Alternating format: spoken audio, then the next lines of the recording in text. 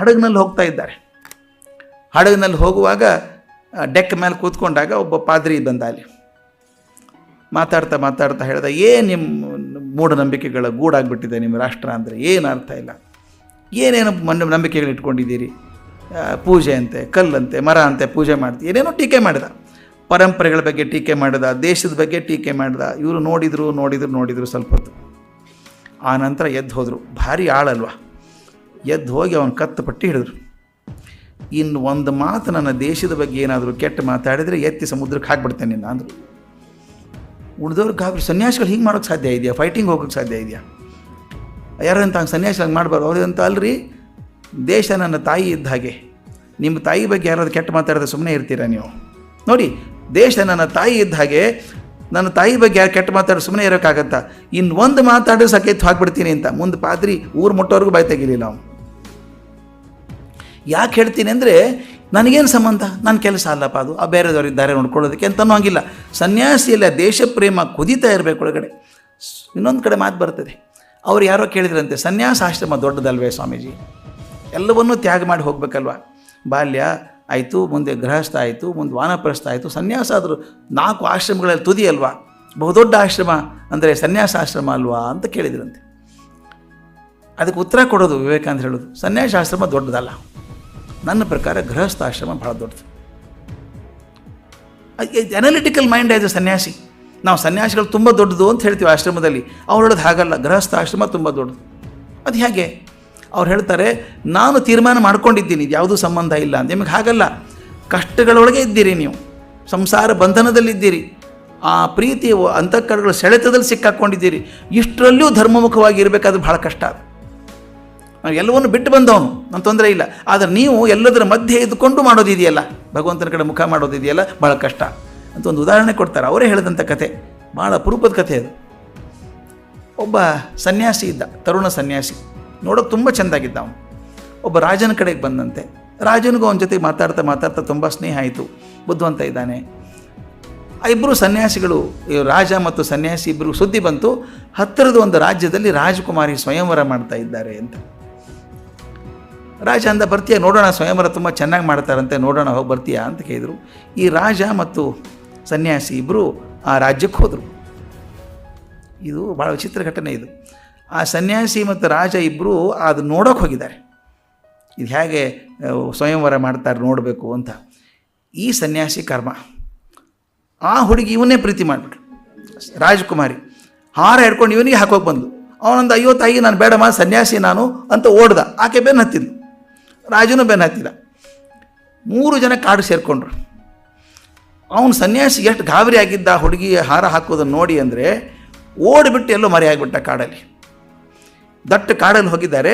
ಈ ರಾಜ ಮತ್ತು ಆ ರಾಜಕುಮಾರಿ ಇಬ್ಬರು ಉಳ್ಕೊಂಬಿಟ್ರು, ಮರದ ಕೆಳಗೆ ಕೂತ್ಕೊಂಡ್ರು. ರಾತ್ರಿ ಆಗಿಬಿಡ್ತು. ರಾತ್ರಿ ದಟ್ಟ ಆಗಿಬಿಟ್ಟಿದೆ, ಚಳಿ ಶುರುವಾಯಿತು. ಏನು ನಡ್ಕ, ಹಸಿವೆ ಆಗಿದೆ, ಚಳಿ ಆಗ್ತಾಯಿದೆ, ಏನು ಮಾಡೋದು ಅಂತ. ಆ ಹೊತ್ತಿಗೆ ಇದು ವಿವೇಕಾನಂದ ಎಷ್ಟು ಚಂದದ ಕಥೆ ಹೇಳ್ತಾರೆ ನೋಡಿ, ಎಲ್ಲಿದು ಗೊತ್ತಿಲ್ಲ ಅದು. ಮರದ ಮೇಲೆ ಒಂದು ಗೂಡು, ಆ ಗೂಡಲ್ಲಿ ಪಕ್ಷಿಗಳಿದ್ದಾವೆ. ತಂದೆ ತಾಯಿ 2 ಮಕ್ಕಳು, ಪಕ್ಷಿಗಳು ಗೂಡಿದೆ. ಆ ತಂದೆ ಪಕ್ಷಿ ನೋಡ್ತಂತೆ, ಪಾಪ ಇಬ್ಬರು ಬಂದಿದ್ದಾರೆ, ಅತಿಥಿಗಳನ್ನ ಮರದ ಕೆಳಗೆ ಬಂದಿದ್ದಾರೆ, ಚಳಿ ಆಗ್ತಾ ಇದೆ ಅಂತ ಹೇಳಿ ಕೊಕ್ಕಿಂದ ಅಲ್ಲಿ ಇಲ್ಲಿ ಕಡ್ಡಿ ತಂದು ಮುಂದೆ ಹಾಕೋಕೆ ಶುರು ಆಯ್ತಂತೆ. ಇವನು ನೋಡ್ಕೊಂಡ ರಾಜ, ಅದಕ್ಕೂ ತಾನು ಒಂದಿಷ್ಟು ಓಡಾಡಿ ಒಣ ಕಟ್ಟಿಗೆ ತಂದು ಗುಡ್ಡೆ ಹಾಕ್ಕೊಂಡ. ಬೆಂಕಿ ಎಲ್ಲಿದೆ, ಬಿಸಿ ಮಾಡ್ಕೋಬೇಕು ಅಂದರೆ ಬೆಂಕಿ ಇಲ್ಲಲ್ಲ. ಆ ತಂದೆ ಆದಂತಹ ಪಕ್ಷಿ ಹಾರು ಹೋಗಿ ಎಲ್ಲೋ ಉರಿತಿರುವಂಥ ಒಂದು ಕೊಳ್ಳಿನ ತಂದು ಅದರಲ್ಲಿ ಹಾಕ್ತಂತೆ. ಬೆಂಕಿ ಆಯಿತು. ಇವ್ರು ಮೈ ಕಾಯಿಸ್ಕೋತಾ ಇದ್ರು. ಅಷ್ಟಕ್ಕೆ ಮುಗಿದಿದ್ರೆ ಕತೆ ದೊಡ್ಡದಾಗ್ತಿರಲಿಲ್ಲ ಅದು. ಆ ತಂದೆ ಪಕ್ಷಿ ಇದೆಯಲ್ಲ, ವಿಚಾರ ಮಾಡ್ತು, ಮೈ ಏನೋ ಬೆಚ್ಚಗೆ ಆಯಿತು, ಪಾಪ ಹೊಟ್ಟೆಗೇನೋ ಹಸ್ತಿದ್ದಾರೆ, ಕಂಗಾಲಾಗಿದ್ದಾರೆ, ಏನು ಸಿಗ್ಬೇಕು ರಾತ್ರಿ ಹೊತ್ತಲ್ಲಿ ಅಂತ ತಾನೇ ಸರ್ರ ಅಂತ ಹಾರಿ ಬಂದು ಬೆಂಕಿಯಲ್ಲಿ ಬಿದ್ದು ಸತ್ತೋಯ್ತು. ತನ್ನ ಮಾಂಸ ತಿನ್ನಲಿ ಅವರಿಬ್ಬರು ಅಂತ. ಆ ತಾಯಿ ನೋಡ್ತು, ಇಬ್ಬರಿದ್ದಾರೆ, ಇಷ್ಟು ಮಾಂಸ ಏನು ಸಾಕಾಯ್ದಿತ್ತು ಅವರಿಗೆ. ತಾನು ಬಂದು ಹಾರಿ ಬಿತ್ತು. ಆ 2 ಮಕ್ಕಳಂದರು, ನಾವು ಇಬ್ಬರು ಸೇರಿದೆ ಏನಾಗೋಲ್ಲ, ನಾವು ಇಬ್ಬರು ಹೋಗೋಣ ಅಂತ ಅವರು ಇಬ್ಬರು ಬಿದ್ದು ಬೆಂಕಿಯಲ್ಲಿ ಬಿದ್ದು ಸತ್ತೋದ್ರಂತೆ. ಇದನ್ನು ವಿವೇಕಾನಂದ ಹೇಳ್ತಾರೆ, ಸನ್ಯಾಸ ಧರ್ಮಕ್ಕಿಂತ ಈ ಗೃಹಸ್ಥ ಧರ್ಮ ದೊಡ್ಡದು. ಗೃಹಸ್ಥ ಧರ್ಮದಲ್ಲಿ ಇದ್ದುಕೊಂಡು ಬಂದವರಿಗೆ ಸಹಾಯ ಮಾಡೋದಿದೆಯಲ್ಲ, ಅವ್ರ ಆತಿಥ್ಯ ಕೊಡೋದಿದೆಯಲ್ಲ, ಇದು ದೊಡ್ಡ ಸಂಸ್ಕೃತಿ. ಅಂತ ಹೇಳ್ತಾರೆ. 4 ಆಶ್ರಮಗಳಲ್ಲಿ ಬಹುದೊಡ್ಡದಾದದ್ದು ನನಗೆ ಅನಿಸಿದ್ದು ಒಂದು ಸನ್ಯಾಸ ಧರ್ಮ. ಅಷ್ಟು ಸೆಳೆತಗಳ ಮಧ್ಯೆ ಸಿತ್ತಾಕೊಂಡು ಹಗ್ಗಗಳ ಬಂಧನೆ ಮಾಡಿಕೊಂಡು ಬಿಡಿಸ್ಕೊಂಡು ಮತ್ತೆ ಭಗವಂತನ ಕಡೆ ಮುಖ ಮಾಡೋದಿದೆಯಲ್ಲ, ಈ ಸನ್ಯಾಸ ಧರ್ಮದಕ್ಕಿಂತ ಈ ಗೃಹಸ್ಥ ಧರ್ಮ ಬಹಳ ದೊಡ್ಡದು ಅಂತ. ಇನ್ನೊಂದು ನನಗೆ ಬಹಳ ದೊಡ್ಡದು ಅನಿಸಿದ್ದು ವಿವೇಕಾನಂದರ ಸಾಧನೆಯಲ್ಲಿ ತ್ರಿವಿಕ್ರಮ ಹೆಜ್ಜೆ ಅಂತ ನಾನು ಕರಿತೇನೆ ಅದನ್ನು, ರಾಮಕೃಷ್ಣ ಮಠದ ಸ್ಥಾಪನೆ. ರಾಮಕೃಷ್ಣರು ಗುರುಗಳು ಕಾಲವಾಗಿ ಸುಮಾರು ದಿವಸ ಆಗಿದೆ, ಒಂದು ಮಠದ ಸ್ಥಾಪನೆ ಮಾಡಬೇಕು ಅಂತ. ಇದು ಬಹಳ ದೊಡ್ಡ ಚಿಂತನೆ. ನಾವು ಎಷ್ಟೋ ಜನ ಒಬ್ಬೊಬ್ಬರಾಗಿ ಏನೇನೋ ಕೆಲಸ ಮಾಡ್ತೀವಿ, ಒಂದು ವ್ಯವಸ್ಥೆಯನ್ನು ನಿರ್ಮಾಣ ಮಾಡೋದಿದೆಯಲ್ಲ ಭಾಳ ದೊಡ್ಡ ಕೆಲಸ ಅದು. ಒಬ್ಬೊಬ್ಬರಾಗಿ ಭಾಳ ಜನ ದೊಡ್ಡವರಾಗಿದ್ದಾರೆ ನೋಡಿ. ಹಿಟ್ಲರ್ ಬಹುದೊಡ್ಡವನಾದ, ಒಂದು ವ್ಯವಸ್ಥೆಯನ್ನು ಕಟ್ಟೋಕ್ಕಾಗಲಿಲ್ಲ. ನೆಪೋಲಿಯನ್ ಬೋನಾಪಾರ್ಟ್ಗೆ ಒಂದು ಕಟ್ಟೋಕ್ಕಾಗಲಿಲ್ಲ. ಒಂದು ವ್ಯವಸ್ಥೆಯನ್ನು ಕಟ್ಟಿ 100 ವರ್ಷ ಬದುಕುವಂಥ ದೂರದೃಷ್ಟಿ ಇಟ್ಕೊಂಡು ಕಟ್ಟೋದಿದೆಯಲ್ಲ ಬಹಳ ಕಷ್ಟದ ಕೆಲಸ. ಅದನ್ನು ಮಹಾ ದಾರ್ಶನಿಕರು ಮಾತ್ರ ಮಾಡೋಕ್ಕೆ ಸಾಧ್ಯ ಆದದ್ದು. ಇನ್ನೊಂದು ತಾವು ಗಮನಿಸಬೇಕು, ರಾಮಕೃಷ್ಣ ಮಠ ಕಟ್ಟಬೇಕಾದ್ರೆ ತಾವು ಎಂದೆಂದಿಗೂ ಅದರ ಅಧ್ಯಕ್ಷರಾಗಲಿಲ್ಲ ಅನ್ನೋದು ಗಮನಿಸಬೇಕು. ಅವ್ರಿಗೆ ಗೊತ್ತಿತ್ತು ತಾವು ಎಲ್ಲೇ ಇದ್ದರೂ ಅದರ ನಾಯಕರು ಅಂತ ಗೊತ್ತಿತ್ತು. ಇಡೀ ರಾಮಕೃಷ್ಣ ಆಶ್ರಮ ಏನು ಸನ್ಯಾಸಿಗಳ ಗುಂಪಿತ್ತೋ ಅದಕ್ಕೆಲ್ಲ ಕೇಂದ್ರ ಬಿಂದು ಇವರೇ ಅಂತ ಅವ್ರಿಗೂ ಗೊತ್ತಿತ್ತು. ಆದರೆ ತಾನು ಅಧ್ಯಕ್ಷನಾಗದೆ ಬ್ರಹ್ಮಾನಂದರನ್ನ ಅಧ್ಯಕ್ಷರನ್ನಾಗಿ ಮಾಡಿ ತಾವು ಬೇರೆ ಕೂತ್ಕೊಂಡ್ರು. ಇದು ಬಹಳ ದೊಡ್ಡದು, ಗಮನಿಸಬೇಕಾದ್ದು. ಬಹುದೊಡ್ಡ ನಾಯಕರು ಮಾತ್ರ, ಅತ್ಯಂತ ದೊಡ್ಡ ನಾಯಕರು ಮಾತ್ರ ಮಾಡುವಂಥದ್ದು. ಯಾವುದಾದ್ರೂ ವ್ಯವಸ್ಥೆ ಮಾಡಿದ್ರೆ ತಾವೇ ದೊಡ್ಡವರಾಗಿ ಕೂತ್ಕೋತಾರೆ. ಆದರೆ ಅವ್ರು ಆಗಲಿಲ್ಲ. ವ್ಯವಸ್ಥೆಯನ್ನು ಕಟ್ಟಿ ಭದ್ರ ಮಾಡಿ ಬ್ರಹ್ಮಾನಂದರನ್ನ ಕೂಡಿಸಿ ತಾವು ಅಧ್ಯಕ್ಷರಾಗಲಿಲ್ಲ. ಯಾಕೆ ಗೊತ್ತಾ? He knew very well that a process centred system lives longer than a person centred organisation. ವ್ಯಕ್ತಿ ಕೇಂದ್ರಿತವಾದಂಥ ವ್ಯವಸ್ಥೆಗಿಂತ ಒಂದು ಸೃಷ್ಟಿ, ಒಂದು ವ್ಯವಸ್ಥೆ ನಿರ್ಣಿತವಾದಂಥ ಒಂದು ಸಮಾಜ ಬಹಳ ದಿವಸ ಬದುಕ್ತದೆ ಅಂತ. ಇದಕ್ಕೊಂದು ಉದಾಹರಣೆ ಹೇಳಬೇಕು. ನಾನು ಇತ್ತೀಚೆಗೆ ಗಮನಿಸಿದ್ದು, ಈ ವರ್ಷ ಕೇಂಬ್ರಿಡ್ಜ್ ಯೂನಿವರ್ಸಿಟಿ ಪ್ರಪಂಚದ ಅತ್ಯಂತ ಶ್ರೇಷ್ಠ ಯೂನಿವರ್ಸಿಟಿ ಅಂತ ಆಗಿದೆ. ಈ ವರ್ಷ ಸುಮಾರು 12-13 ವರ್ಷಗಳವರೆಗೂ ಹಾರ್ವರ್ಡ್ ಯೂನಿವರ್ಸಿಟಿ ನಂಬರ್ 1 ಆಗಿತ್ತು. ಈ ವರ್ಷ ಕೇಂಬ್ರಿಡ್ಜ್ ಯೂನಿವರ್ಸಿಟಿ ನಂಬರ್ 1 ಆಗಿದೆ ಪ್ರಪಂಚದಲ್ಲಿ. ನನಗೂ ಆಶ್ಚರ್ಯ, ಏನಿದು ಹಾರ್ವರ್ಡನ್ನು ಹಿಂದೆ ಹಾಕಿ ಕೇಂಬ್ರಿಡ್ಜ್ ನಂಬರ್ 1 ಆಯ್ತಲ್ಲ. ಇನ್ನೊಂದು ನಿಮ್ಗೆ ಆಶ್ಚರ್ಯ ಆಗಬೇಕಾದಂದರೆ, ಈ ವರ್ಷ ಕೇಂಬ್ರಿಡ್ಜ್ ಯೂನಿವರ್ಸಿಟಿ ಸ್ಥಾಪನೆಯಾದ 800ನೇ ವರ್ಷ. 800 ವರ್ಷ ಆಯಿತು ಕೇಂಬ್ರಿಡ್ಜ್ ಶುರುವಾಗಿ. ನನಗೆ ಆಶ್ಚರ್ಯ, 800 ವರ್ಷಗಳ ಹಿಂದೆ ಶುರು ಆದಂಥ ಒಂದು ಯೂನಿವರ್ಸಿಟಿ 800 ವರ್ಷಗಳ ಆದ ಮೇಲೆ ಕೂಡ ನಂಬರ್ 1 ಯೂನಿವರ್ಸಿಟಿ ಪ್ರಪಂಚದಲ್ಲಿ ಆಗಿರ್ತದೆ ಅಂದರೆ ಆ ದೃಷ್ಟಾರ ಹೇಗಿರಬೇಕು ನೋಡ್ಕೊಂಡಿರಬೇಕು, ಕ್ವಾಲಿಟಿ ಹೇಗಿರಬೇಕು. ನಾನು ಗಮನಿಸಿದೆ ಹೇಗೆ ಕ್ವಾಲಿಟಿ ಮಾಡ್ತಾರೆ ಅಂತ. ತೆಗೆದು ನೋಡಿ, ಸುಮಾರು 53 ಜನ ನೊಬೆಲ್ ಪ್ರಶಸ್ತಿ ವಿಜೇತರು ಅದರ ಫ್ಯಾಕಲ್ಟಿ ಲಿಸ್ಟಲ್ಲಿದ್ದಾರೆ, ಪಾಠ ಮಾಡುವಂಥವರಿದ್ದಾರೆ. ಅದಕ್ಕಿಂತ ಮುಖ್ಯವಾಗಿ ಒಂದು ಕಲ್ಚರ್, ಒಂದು ಸಂಸ್ಥೆಗೆ ಅದರದೇ ಆದಂಥ ಒಂದು ಸಂಸ್ಕೃತಿ ಅಂತ ಇರ್ತದೆ. ಹೇಗೆ ಮಾಡಿದ್ದಾರೆ ಅಂದರೆ, ಅಲ್ಲೊಬ್ಬ ಎಕನಾಮಿಕ್ಸ್ ಪ್ರೊಫೆಸರ್ 2005ನೇ ಇಸ್ವಿಗೆ ನೊಬೆಲ್ ಪ್ರಶಸ್ತಿ ಬಂದಿದೆ ಅವನಿಗೆ.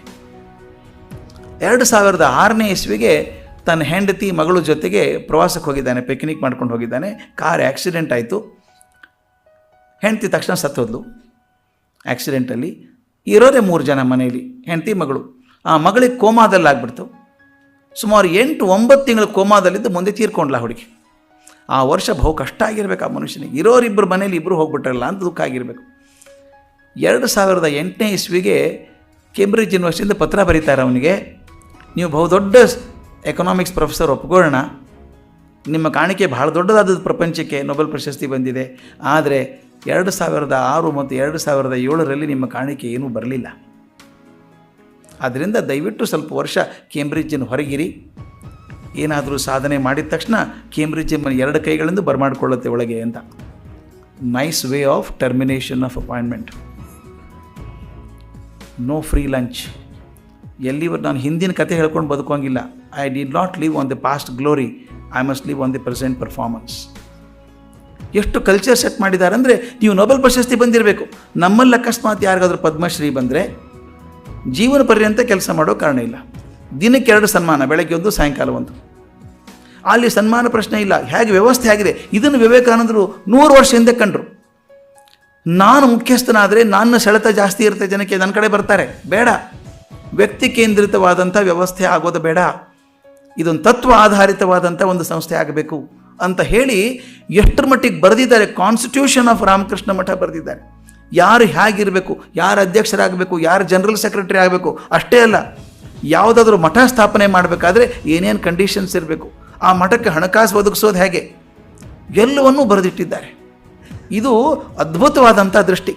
ನಾಳೆ ನಾಡಿದ್ದುಗಳನ್ನು, ಮುಂದಿನ ವರ್ಷಗಳನ್ನು ದಾಟಿ ಶತಮಾನಗಳ ಆಚೆ ನೋಡುವಂಥ ದೃಷ್ಟಿ ಇದು.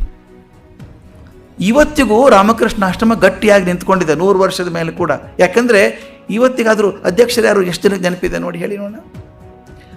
ರಂಗನಾಥಾನಂದಜಿ ಇರೋ ತನಕ ನನಗೆ ಆ ವೈಯಕ್ತಿಕವಾಗಿ ಕಂಡದ್ದು ಆದ್ದರಿಂದ ನೆನಪಿರ್ತಿತ್ತು. ಬಹಳ ಜನಕ್ಕೆ ಅಧ್ಯಕ್ಷರು ಯಾರು ಅಂತ ಗೊತ್ತಿಲ್ಲ, ಆದರೆ ರಾಮಕೃಷ್ಣ ಮಠ ಗೊತ್ತು. ಈಗ ಕೇಂಬ್ರಿಡ್ಜಿಗೆ ಹೋಗಿ ಕೇಂಬ್ರಿಡ್ಜ್ ಯೂನಿವರ್ಸಿಟಿ ಪ್ರೆಸಿಡೆಂಟ್ ಯಾರು ಅಂತ ಕೇಳಿ, ಹುಡುಗರಿಗೆ ಗೊತ್ತಿಲ್ಲ. ಕೇಂಬ್ರಿಡ್ಜ್ ಯೂನಿವರ್ಸಿಟಿ ಗೊತ್ತು. ಒಂದು ವ್ಯವಸ್ಥೆ ಕೇಂದ್ರಿತವಾದಂಥ ವ್ಯವಸ್ಥೆ ಇರೋ ದೊಡ್ಡದಿದೆಯಲ್ಲ, ಅದು ಸಾವಿರಾರು ವರ್ಷ ಬಾಳುತ್ತೆ. ವ್ಯಕ್ತಿ ಕೇಂದ್ರಿತವಾದಂಥ ಯಾವುದೇ ವ್ಯವಸ್ಥೆ ವ್ಯಕ್ತಿ ಇರೋವರೆಗಾಗತ್ತೆ, ವ್ಯಕ್ತಿ ಹೋದ್ಮೇಲೆ ಹೋಗ್ಬಿಡುತ್ತೆ. ಅದನ್ನು ಕಂಡರಿಸಿ ತಾವು ಎಂದಿಗೂ ರಾಮಕೃಷ್ಣ ಮಠವನ್ನು ವ್ಯಕ್ತಿ ಕೇಂದ್ರಿತವನ್ನಾಗಿ ಮಾಡಲಿಲ್ಲ ಅನ್ನೋದು ಬಹುದೊಡ್ಡ ಹೆಜ್ಜೆ, ಅದ್ಭುತವಾದಂಥ ಸಾಧನೆ. ಇನ್ನೊಂದು ಬಹಳ ದೊಡ್ಡ ಕೆಲಸವನ್ನು ಮಾಡಿದರು, ಅದೇ ತ್ರಿವಿಕ್ರಮ ಹೆಜ್ಜೆ ಅಂತ ಕರೆಯೋದು. ಅಲ್ಲಿವರೆಗೂ ಕಂಡರಿಸದಂಥ ಒಂದು ಕೆಲಸ ಮಾಡಿದರು. ಈಗ ಅವತ್ತಾದರೂ ಇವತ್ತಿಗಾದರೂ ಬಹುಮಟ್ಟಿಗೆ ಒಂದು ಜಾತಿಗೆ ಒಂದು ಮಠ ಅಂತ ಇದೆ, ಒಂದು ಮತಕ್ಕೆ ಒಂದು ಮಠ ಇದೆ. ನೀವು ಯಾವ ಮಠದವರು ಅಂತ ಕೇಳ್ತೀವಿ. ಒಂದೇ ಜಾತಿಯಲ್ಲಿ 10 ಮಠಗಳಾಗಿದ್ದಾವೆ. ಅದರಲ್ಲಿ ನಾ ಈ ಮಠಕ್ಕೆ ನಾನು ಮನೇಲಿ ತುಂಬ ಜಗಳಾಡ್ತೀನಿ. ಪಂಚಾಂಗ ಹ್ಯಾಂಗೆ ಬರೀತೀರೋ ಏನೋಪ್ಪ, ಒಬ್ಬರಿಗೆ ಏಕಾದಶಿ ಇವತ್ತು, ಮರುದಿವ್ಸ ಮತ್ತೊಬ್ಬರಿಗೆ ಅದೇ ನಕ್ಷತ್ರ, ಅದು ಹೆಂಗೆ ಕಾಣಿಸ್ತದೋ, ಯಾರ್ದೋ ಒಬ್ಬರು ಸೊಟ್ಟು ಗಣ್ಣಿರಬೇಕು ಅಂತ ನಾನು, ಇಬ್ಬರು ಪೈಕಿ ಒಬ್ಬರು. ಇಷ್ಟು ವ್ಯತ್ಯಾಸಗಳು.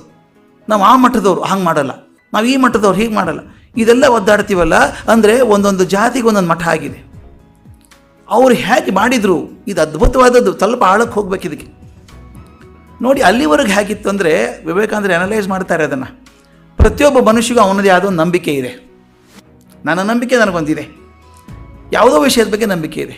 ನಾನು ಇನ್ನೊಬ್ಬರು ಸಿಗ್ತಾರೆ, ಅವ್ರಿಗೂ ಅದೇ ನಂಬಿಕೆ ಇದೆ. ಹೌದಲ್ಲ, ಇಬ್ಬರು ಒಂದೇ ನಂಬ್ಕೋತೀವಲ್ವಾ ಅಂತ ಸ್ನೇಹ ಬಲಿಯುತ್ತದೆ. ಇಬ್ಬರು ಒಂದೇ ನಂಬಿಕೆ ಇರುವಂಥದ್ದು. ಹುಡುಕಾಡ್ತಾ ಇರ್ತೀವಿ, ಇನ್ನೊಂದು 4 ಜನ ಸಿಗ್ತಾರೆ ಅಂಥವ್ರು, ಒಂದು ಅಸೋಸಿಯೇಷನ್ ಆಯಿತು. ನಾವು ಶನಿವಾರ ಮೀಟ್ ಮಾಡೋಣ, ನಾವೆಲ್ಲ ವಿಚಾರ ಮಾಡುವಂಥವ್ರು, ನನ್ನ ನಂಬಿಕೆಗಳು ಒಂದೇ ಆಯಿತು. ಹೀಗೇನು ಮಾಡ್ತೀನಿ ಗೊತ್ತಾ, ನಾನು ಹುಡ್ಕೊಂಡು ಹೋಗಿ ಅದೇ ಥರದ ನಂಬಿಕೆ ಇರುವಂಥ ಜನರನ್ನು ಸೇರಿಸ್ಕೊಂಬರ್ತೇನೆ. ನನ್ನದೊಂದು ಗುಂಪಾಯಿತು. ಅದಕ್ಕೆ ಹೇಳ್ತಾರೆ, individual faith becomes A collective faith. ಒಂದು ವ್ಯಕ್ತಿಶಃ ನಂಬಿಕೆ ಹೋಗಿ ಸಾಮೂಹಿಕ ನಂಬಿಕೆ ಆಯಿತು. ಅದನ್ನೊಬ್ಬ ಫಿಲಾಸಫರ್ ಬರೀತಾರೆ, ಭಾಳ ಚೆನ್ನಾಗಿ ಬರೀತಾರೆ. ಗುರ್ಜೀಫ್ ಅನ್ನೋ ರಷ್ಯನ್ ಫಿಲಾಸಫರ್ ಬರೀತಾನೆ, when individual faith becomes collective faith, it becomes empire making, it becomes aggressive, it becomes conquering. ಅವಾಗೇನಾಗುತ್ತೆ, ಕಲೆಕ್ಟಿವ್ ಫೇತ್, ಒಂದು 100 ಜನ ಸೇರಿಕೊಂಡು 1000 ಜನ ಸೇರಿಕೊಂಡು ನಂಬಿಕೆ ಅಂದರೆ ನಮ್ಮ ನಂಬಿಕೆನೇ ಬೆಸ್ಟ್ ನಂಬಿಕೆ, ನಿಮ್ದಲ್ಲ, ನಮ್ಗಿಂತ ನಮ್ಮ ದೊಡ್ಡದು. ಈಗ ಜಗಳ ನೋಡಿದ್ದೀವಲ್ಲ, ಮತಗಳು ನೋಡಿ ಜಗಳ ಬಂದಿರೋದು ಯಾಕೆ ಗೊತ್ತಾ, ನನ್ನ ಮತ ದೊಡ್ಡದು ಅಂತ ಬಂದಿರೋವಂಥದ್ದು. ಅದನ್ನು ವೈಯಕ್ತಿಕ ನಂಬಿಕೆ ಆಗಿದ್ದಾಗ ಯಾರಿಗೂ ಪ್ರಾಬ್ಲಮ್ ಇಲ್ಲ. ಅದೊಂದು ಸಾಮೂಹಿಕ ನಂಬಿಕೆ ಆದಾಗ ಅದು ಜಗತ್ತನ್ನು ಗೆಲ್ಲಬೇಕು ಅನ್ನತ್ತೆ, ತಾನೇ ಸತ್ಯ ಅನ್ನತ್ತೆ, ನಿಮ್ಗಿಂತ ನಾನು ದೊಡ್ಡದು ಅನಿಸುತ್ತೆ, ಸ್ವಲ್ಪ ವಕ್ರ ಆಗತ್ತೆ, ಉಗ್ರ ಆಗತ್ತೆ, ಜಗಳ ಬರುತ್ತೆ. ಅದನ್ನು ವಿವೇಕಾನಂದ ಕಂಡ್ರೆ ಏನು ಮಾಡಿದರೆ ಗೊತ್ತಾ, ಆ ಸಾಮೂಹಿಕ ನಂಬಿಕೆಯನ್ನು ವೈಯಕ್ತಿಕ ನಂಬಿಕೆಯನ್ನಾಗಿ ಮಾಡಿಬಿಟ್ರು. ಹೇಗೆ, ನೀವು ಯಾವ ಜಾತಿ ಗೊತ್ತಿಲ್ಲ ನನಗೆ, ಯಾವ ಜಾತಿಯವರಾದರೂ ಸನ್ಯಾಸಿಗಳಾಗಬಹುದು ರಾಮಕೃಷ್ಣ ಆಶ್ರಮದಲ್ಲಿ. ಈಗಾದರೂ ಹಿಂದೆ ಜೈನರಾಗಿದ್ದವರು ಸನ್ಯಾಸಿಗಳಾಗಿದ್ದಾರೆ, ಎಲ್ಲ ಜಾತಿಯವರು ಸನ್ಯಾಸಿಗಳಾಗಿದ್ದಾರೆ. ನಿಮ್ಮ ಜಾತಿ ಮುಖ್ಯ ಅಲ್ಲ, ವೈಯಕ್ತಿಕ ನಂಬಿಕೆ ನಿಮ್ಮದು. ಈ ತತ್ವಗಳ ನಂಬಿಕೆ ಇದೆಯೋ, ರಾಮಕೃಷ್ಣ ಆಶ್ರಮದ ಕಾನ್ಸ್ಟಿಟ್ಯೂಷನಲ್ಲಿ ಹಾಕಿದ್ದೀವಿ, ಈ ತತ್ವಗಳ ನಂಬಿಕೆ ಇದೆಯೋ, ಇದರಲ್ಲಿ ಶ್ರದ್ಧೆ ಇದೆಯೋ ನಿಮಗೆ, ಬನ್ನಿ, ನಿಮ್ಮ ಹಿಂದಿನ ಕೇಳೋಲ್ಲ ನಾವು ಯಾರು. ಇದು ಬಹಳ ಅದ್ಭುತ ಅನಿಸುತ್ತೆ. ಸಾಮೂಹಿಕ ನಂಬಿಕೆಯನ್ನು ತೆಗೆದು ವೈಯಕ್ತಿಕ ನಂಬಿಕೆಯನ್ನು ತತ್ವದ ಆಧಾರದ ಮೇಲೆ ಜೋಡಿಸುವಂಥದ್ದು ರಾಮಕೃಷ್ಣ ಮಠವನ್ನು ಮಾಡಿದ್ದ ಹಾಗೆ ಮಾಡಿದ ಮೇಲೆ ಮುಂದೆ ಬಂದಂಥ ಮಠಗಳು ಎಲ್ಲರೂ ಹಾಗೆ ಮಾಡಬೇಕಾಯಿತು. ಗಮನಿಸಬೇಕಾದದ್ದು, ಚಿನ್ಮಯ ಮಿಷನ್ ಆಗಬಹುದು, ಸತ್ಯಸಾಯಿ ಆರ್ಗನೈಸೇಷನ್ ಆಗ್ಬೋದು, ಹೆಸರುಗಳು ಬೇಡ, ಬೇರೆ ಯಾವ್ದು ಆರ್ಗನೈಸೇಷನ್ ಬಂದರೂ ಕೂಡ ಜಾತಿಯ ಆಧಾರದ ಮೇಲೆ ಬರೋಕೆ ಆಗದೇ ಇದ್ದಂಗೆ ಆಯಿತು. ಹಳೆಯ ಉಳ್ಕೊಂಡಿದ್ದಾವೆ ಹಾಗೆ, ಆ ಮಾತು ಬೇರೆ. ಆದರೆ ಹೊಸದಾಗಿ ಚಿಂತನೆ ಮಾಡುವಂಥದ್ದು, ಮೊಟ್ಟ ಮೊದಲನೇ ಬಾರಿಗೆ ನೀವು ಯಾವ ಜಾತಿ ಯಾವ ಮತ ಅಂತ ಬೇಕಿಲ್ಲ, ತತ್ವದ ಆಧಾರದ ಮೇಲೆ ಬರೋದಾದರೆ ಬನ್ನಿ ಅಂತ ಹೇಳಿ ಇದುವರೆಗೂ ದೇಶದಲ್ಲಿ ಬಹುಶಃ ಮೊಟ್ಟ ಮೊದಲನೇ ಬಾರಿಗೆ ಇದಾದಂಥದ್ದು. ಇಂಥ ವಿವೇಕಾನಂದರು ಸನ್ಯಾಸ ಧರ್ಮದ ವಿಶೇಷವಾದಂಥ ಕಲ್ಪನೆ ನಮಗೆ ಕೊಟ್ಟರು. ಯಾವ ಥರದ ಸನ್ಯಾಸ ಇದು? ಎಲ್ಲರಿಂದ ವಿಮುಕ್ತಿ ಹೊಂದಿ ಸಮಾಜ ವಿಮುಖವಾಗಿ ಬೇರೆ ಕಡೆ ಹೋಗುವಂಥದ್ದಲ್ಲ. ಸಮಾಜದ ಆಳಕ್ಕೆ ಹೋಗಬೇಕು, ಸಮಾಜ ಚಿಂತನೆಯಲ್ಲಿ ತೊಡಗಬೇಕು, ಅವರ ನಗುವಿನಲ್ಲಿ ತಾನು ನಗುವಾಗಬೇಕು, ಅವರ ಅಳುವಿನಲ್ಲಿ ತಾನು ಅಳಬೇಕು, ಅವರ ಜೊತೆಗೆ ಬದುಕಬೇಕು, ಇರುವಂಥ ದೋಷಗಳನ್ನು ವಿಮರ್ಶೆ ಮಾಡಬೇಕು. ಬರೀ ವಿಮರ್ಶೆ ಮಾಡೋದಲ್ಲ, ತಾನು ನಡೆದು ತೋರಿಸಬೇಕು. ಇದಂಥ ಸನ್ಯಾಸ ಕಲ್ಪನೆಯನ್ನು ಬಹುಶಃ ಅಲ್ಲಿವರೆಗೆ ಯಾರೂ ಕೊಟ್ಟಿರಲಿಲ್ಲ. ಮತ್ತು ಇನ್ನೊಂದು ಆ ಉತ್ಸಾಹ, ಜೀವನೋತ್ಸಾಹ. ಸನ್ಯಾಸ ಅಂದರೆ ಉದ್ದು ಮುಖ ಮಾಡ್ಕೊಂಡು ಕೂತ್ಬೇಕು ಅಂತಲ್ಲ, ಮಣಮಣ ಅನ್ಬೇಕು ಅಂತಲ್ಲ. ಅವ್ರು ಹೇಳ್ತಾರಲ್ಲ, ಹೆಂಗಸನೆ ಮಣಮಣ ಅನ್ಕೊಂಡು ಕೂತ್ಕೊಂಡ್ರೆ ಮುಕ್ತಿ ಸಿಗುತ್ತಾ ನಿಮಗೆ ಅಂತ ಹೇಳ್ತಾರೆ. ಇಲ್ಲ, ನಿಮಗೆ ಬೇಕಾದದ್ದೇನು ಆ ಜೀವನೋತ್ಸಾಹ, ಆ ಉತ್ಸಾಹ, ಅದ್ಭುತ ಕೆಲಸ ತಾವು ಮಾಡ್ತೀವಿ ಅನ್ನುವಂಥದ್ದು, ತನ್ನನ್ನು ಪರೀಕ್ಷೆ ಮಾಡ್ಕೊಳ್ಳುವಂಥದ್ದು, ಕ್ಷಣಕ್ಕೂ ಪರೀಕ್ಷೆ ಮಾಡ್ಕೊಳ್ಳುವಂಥದ್ದು, ಒಂದು ತಪ್ಪಾದರೆ ತಪ್ಪಾಯಿತು ಅಂತ ಒಪ್ಕೊಳ್ಳುವಂಥದ್ದು. ಅವ್ರು ಹೇಳ್ತಾರೆ, ಒಂದ್ಸಲ ಕಾಶ್ಮೀರಕ್ಕೆ ಹೋದಾಗ ಅಲ್ಲೊಂದು ದುರ್ಗಾದೇವಿ ದೇವಸ್ಥಾನ ಒಡೆದು ಹಾಕಿಬಿಟ್ಟಿದ್ದಾರೆ, ಎಲ್ಲರೂ ಚಿಂದಿಯಾಗಿ ಹೋಗಿದೆ ಅದಲ್ಲ. ಅಲ್ಲಿ ಕೂತ್ಕೊಂಡು ಧ್ಯಾನ ಮಾಡ್ತಾಯಿದ್ರು. ಸಿಟ್ಟು ಬಂದ್ಬಿಡ್ತು, ಯಾರೋ ಬಂದು ಆಕ್ರಮಣ ಮಾಡಿ ನನ್ನ ದೇವಿ ವಿಗ್ರಹವನ್ನು ಒಡೆದು ಹಾಕಿಬಿಟ್ಟಿದ್ದಾರಲ್ಲ ಅಂತ. ಸನ್ಯಾಸಿಗಳಿಗೆ ಕೋಪ ಬೇಡ ಅಂತೀವಲ್ಲ, ಸಿಟ್ಟು ಬರೋದು ಅವ್ರಿಗೆ, ಸಾಧ್ಯ ಸಿಟ್ಟು ಬರೋದು. ಸಿಟ್ಟು ಬಂದು ಹೇಳಿದ್ರಂತೆ, ಎಕ್ದಮ್ ಎತ್ಕೊಂಡು ಹೇಳಿದ್ರಂತೆ, ತಾಯಿ, ಯಾರು ನಿನ್ನ ವಿಗ್ರಹವನ್ನು, ನಿನ್ನ ದೇವಸ್ಥಾನವನ್ನು ಭಗ್ನ ಮಾಡಿದ್ದಾರೋ ಅವ್ರನ್ನ ಬಿಡೋ ತನಕ ನಾನು ವಿಶ್ರಾಂತಿ ತಗೊಳ್ಳಲ್ಲ ಅಂತ ಅಂದ ಮರುಕ್ಷಣ ಅವ್ರ ಕಿವಿಯಲ್ಲಿ ತಾಯಿ ಹೇಳಿದಂಗೆ ಆಯಿತು. ಇಡೀ ಪ್ರಪಂಚವನ್ನು ಸೃಷ್ಟಿ ಮಾಡಿದಂಥ ನನಗೆ ಒಂದು ದೇವಸ್ಥಾನ ಕಟ್ಸ್ಕೊಳಕ್ಕಾಗಲ್ಲೇನಪ್ಪ? ಇದು ಆತ್ಮಪರೀಕ್ಷಣೆ ಮಾಡ್ಕೊಳ್ಳೋಂಥದ್ದು. ಅವ್ರು ಹೇಳ್ತಾರೆ, ತಾಯಿ ನನ್ನ ಕಿವಿಯಲ್ಲಿ ಹೇಳಿದ್ಲು, ಇಡೀ ಸೃಷ್ಟಿಯನ್ನು ಮಾಡಿದಂಥ ನಾನು ಒಂದು ದೇವಸ್ಥಾನ ಕಟ್ಸ್ಕೊಳಕ್ಕಾಗಲ್ವಾ, ನೀನೇ ಕಟ್ಸ್ಕೊಡ್ಬೇಕಾದನ? ಆಗ ಅನಿಸ್ತಂತೆ, ಅಮ್ಮ ಅದು ಮಾಡಲ್ಲ ನಾನು. ನೋಡಿ, ತನ್ನ ಆತ್ಮ ಪರೀಕ್ಷಣೆ ಮಾಡ್ಕೊಳ್ಳೋದು ಬರೀ ತನ್ನ ಮನಸ್ಸಿಗಲ್ಲ, ಹೊರಗಡೆ ಹೇಳ್ತಾರೆ ಹೀಗಾಯಿತು ನನಗೆ ಅಂತ. ತನ್ನ ಎದೆಯನ್ನು ಬಿಚ್ಚಿಡುವಂಥದ್ದು, ಜನರನ್ನು ತಪ್ಪನ್ನು ಒಪ್ಪಿಕೊಳ್ಳುವಂಥದ್ದು, ತಮಾಷೆಯಲ್ಲಿ ತಮಾಷೆ ಮಾಡಿಕೊಂಡು ಎಲ್ಲರ ಜೊತೆಗೆ ಒಂದಾಗಿ ಹೋಗುವಂಥ ಸನ್ಯಾಸ ಅತ್ಯಂತ ಅಪರೂಪವಾದಂಥ ಸನ್ಯಾಸ.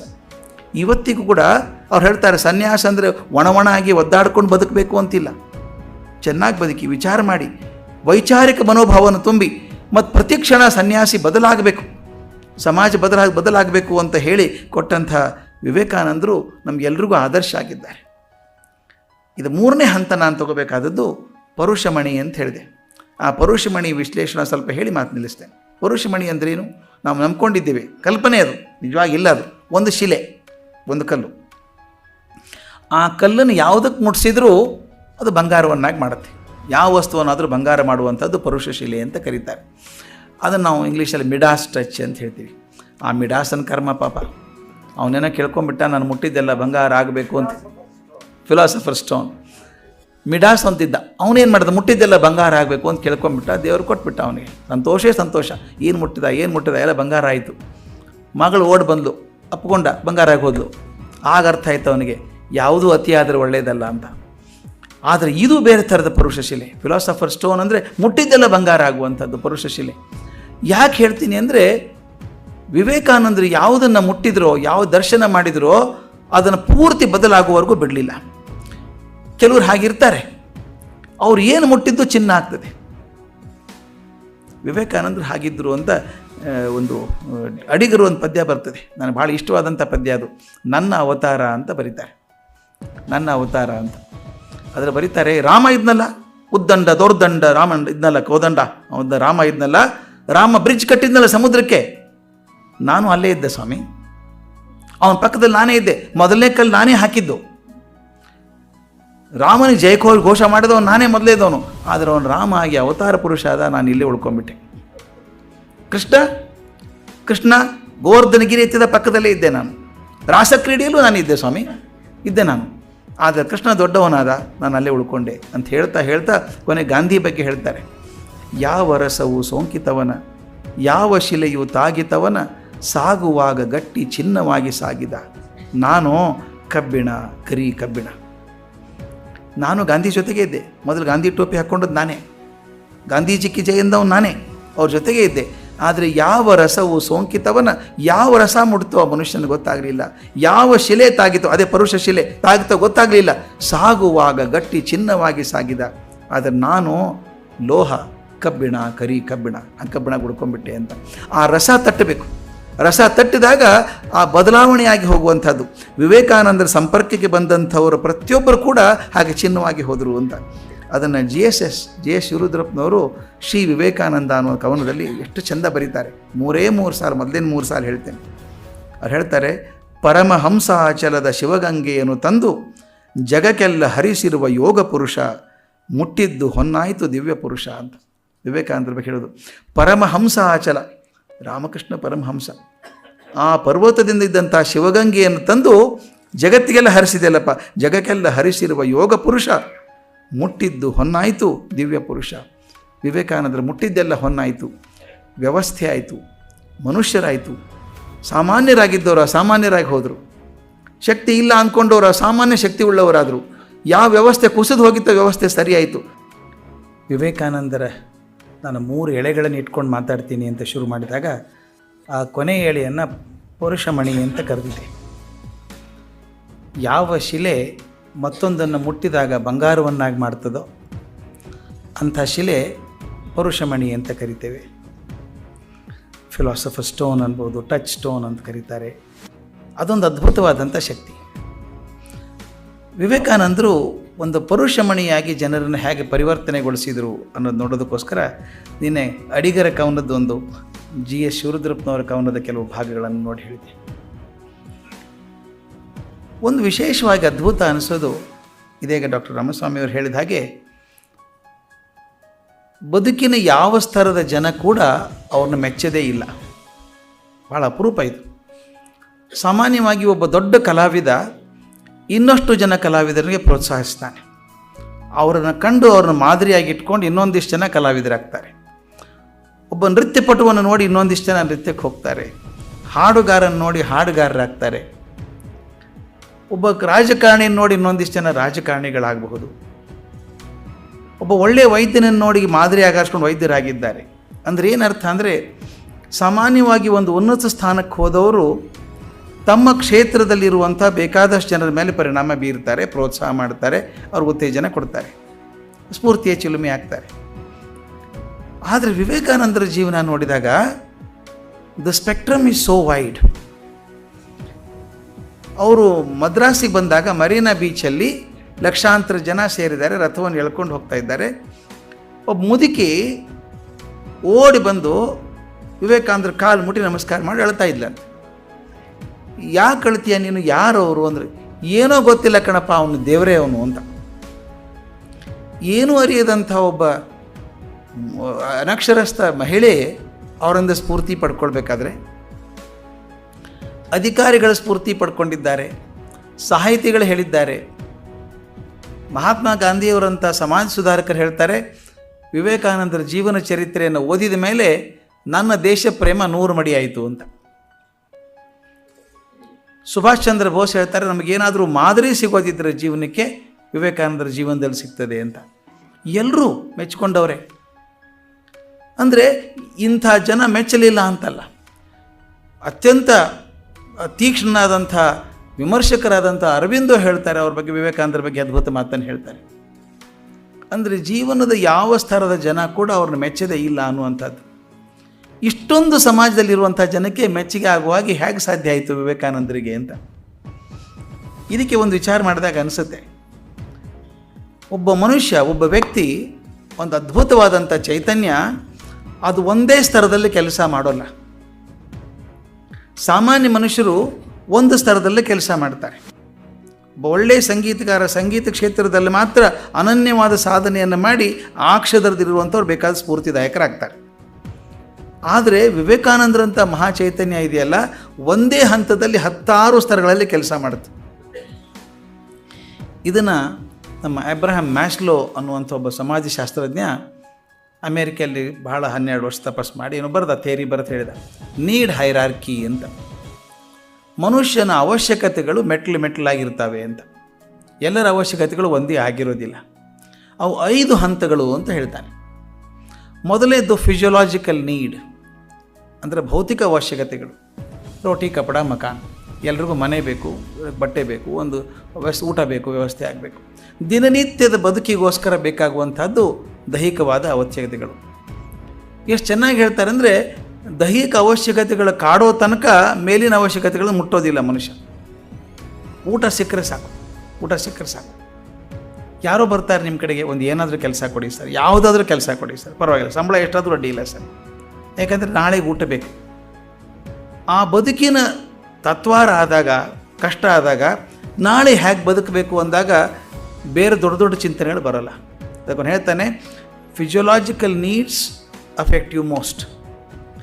ಅದು ಸ್ಯಾಟಿಸ್ಫೈ ಆಯಿತು, ನಮ್ಮ ಭೌತಿಕ ಅವಶ್ಯಕತೆಗಳು ಮುಗಿದು ಅಂದರೆ ಅಲ್ಲಿಗೆ ನಿಲ್ಲೋಲ್ಲ ಮನುಷ್ಯ. ಯಾರೋ ಮನೆಗೆ ಬರ್ತಾರೆ, ತುಂಬ ಹಸಿವೆ, ಕಂಗಾಲಾಗಿದೆ, ಏನಾದರೂ ಹಾಕಿ ಅಂತಾರೆ. ನೀವು ಮನೆ ಕರೆದು ಕೂಡಿಸಿ ಊಟಕ್ಕೆ ಹಾಕ್ತೀರಿ, 3 ಚಪಾತಿ 4, 5 ಎಷ್ಟು ತಿನ್ಬೋದು ಅವನು. ಆಮೇಲೆ ಇನ್ನೊಂದು ಹಾಕೋಕ್ಕೆ ಹೋಗಿ ನೋಡೋಣ, ಅಮ್ಮ ಸಾಕಮ್ಮ ಕಟ್ಟು ಕೊಡಿಬೇಕಾದ್ರೆ ಸಾಯಂಕಾಲಕ್ಕಾಗತ್ತೆ ಅಂತಾನೆ. ಅಂದರೆ ಈಗಿನ ಊಟ ಚಿಂತೆ ಮುಗಿದ ಮೇಲೆ ಸಾಯಂಕಾಲ ಊಟದ ಚಿಂತೆ. ಕೆಲಸಕ್ಕೆ ಬಂದವರು ಒಂದು ಯಾವುದಾದ್ರೂ ಕೆಲಸ ಕೊಡಿ ಸರ್ ಅಂತ ಕೆಲಸ ಕೊಡ್ತೀರಿ, 3 ತಿಂಗಳು ಏನೂ ತೊಂದರೆ ಇಲ್ಲ. ಆಮೇಲೆ ಬರ್ತಾರೆ, ಪೆನ್ಷನ್ ಉಂಟಾ ಸರ್? ತಪ್ಪಲ್ಲ ಅದು. ಪೆನ್ಷನ್ ಅಂದರೆ ಸೆಕ್ಯೂರಿಟಿ, ಅದನ್ನು ಹೇಳುವಂಥದ್ದು ಮ್ಯಾಸ್ಲೋ ಹೇಳ್ತಾನೆ. ಮೊದಲು ಭೌತಿಕ ಅವಶ್ಯಕತೆಗಳು ತುಂಬಿಡಬೇಕು, ಫಿಸಿಯೋಲಾಜಿಕಲ್ ನೀಡ್ಸ್. ಇದು ಆದ ನಂತರ ಮೇಲೆ ಬರುವಂಥ ಸೆಕ್ಯೂರಿಟಿ ನೀಡ್ಸ್, ಭದ್ರತೆ ಅವಶ್ಯಕತೆ. ನಾವು ಹುಡುಗರಿಗೆ, ನಾವೆಲ್ಲ ಮಧ್ಯಮ ವರ್ಗದವಲ್ಲೇ ಸಾಮಾನ್ಯವಾಗಿರೋರು. ನಮ್ಮ ಹುಡುಗರಿಗೆ ಕೆಲಸ ಸಿಕ್ಕ ತಕ್ಷಣ ಏನು ಹೇಳ್ತೀವಿ ಗೊತ್ತಾ? ಒಂದು ಆರ್ ಡಿ ಮಾಡು, ಒಂದು ಸೇವಿಂಗ್ಸ್ ಮಾಡು, ಒಂದು ಸ್ವಲ್ಪ, ಎಲ್ಲ ಖರ್ಚು ಮಾಡಬೇಡ.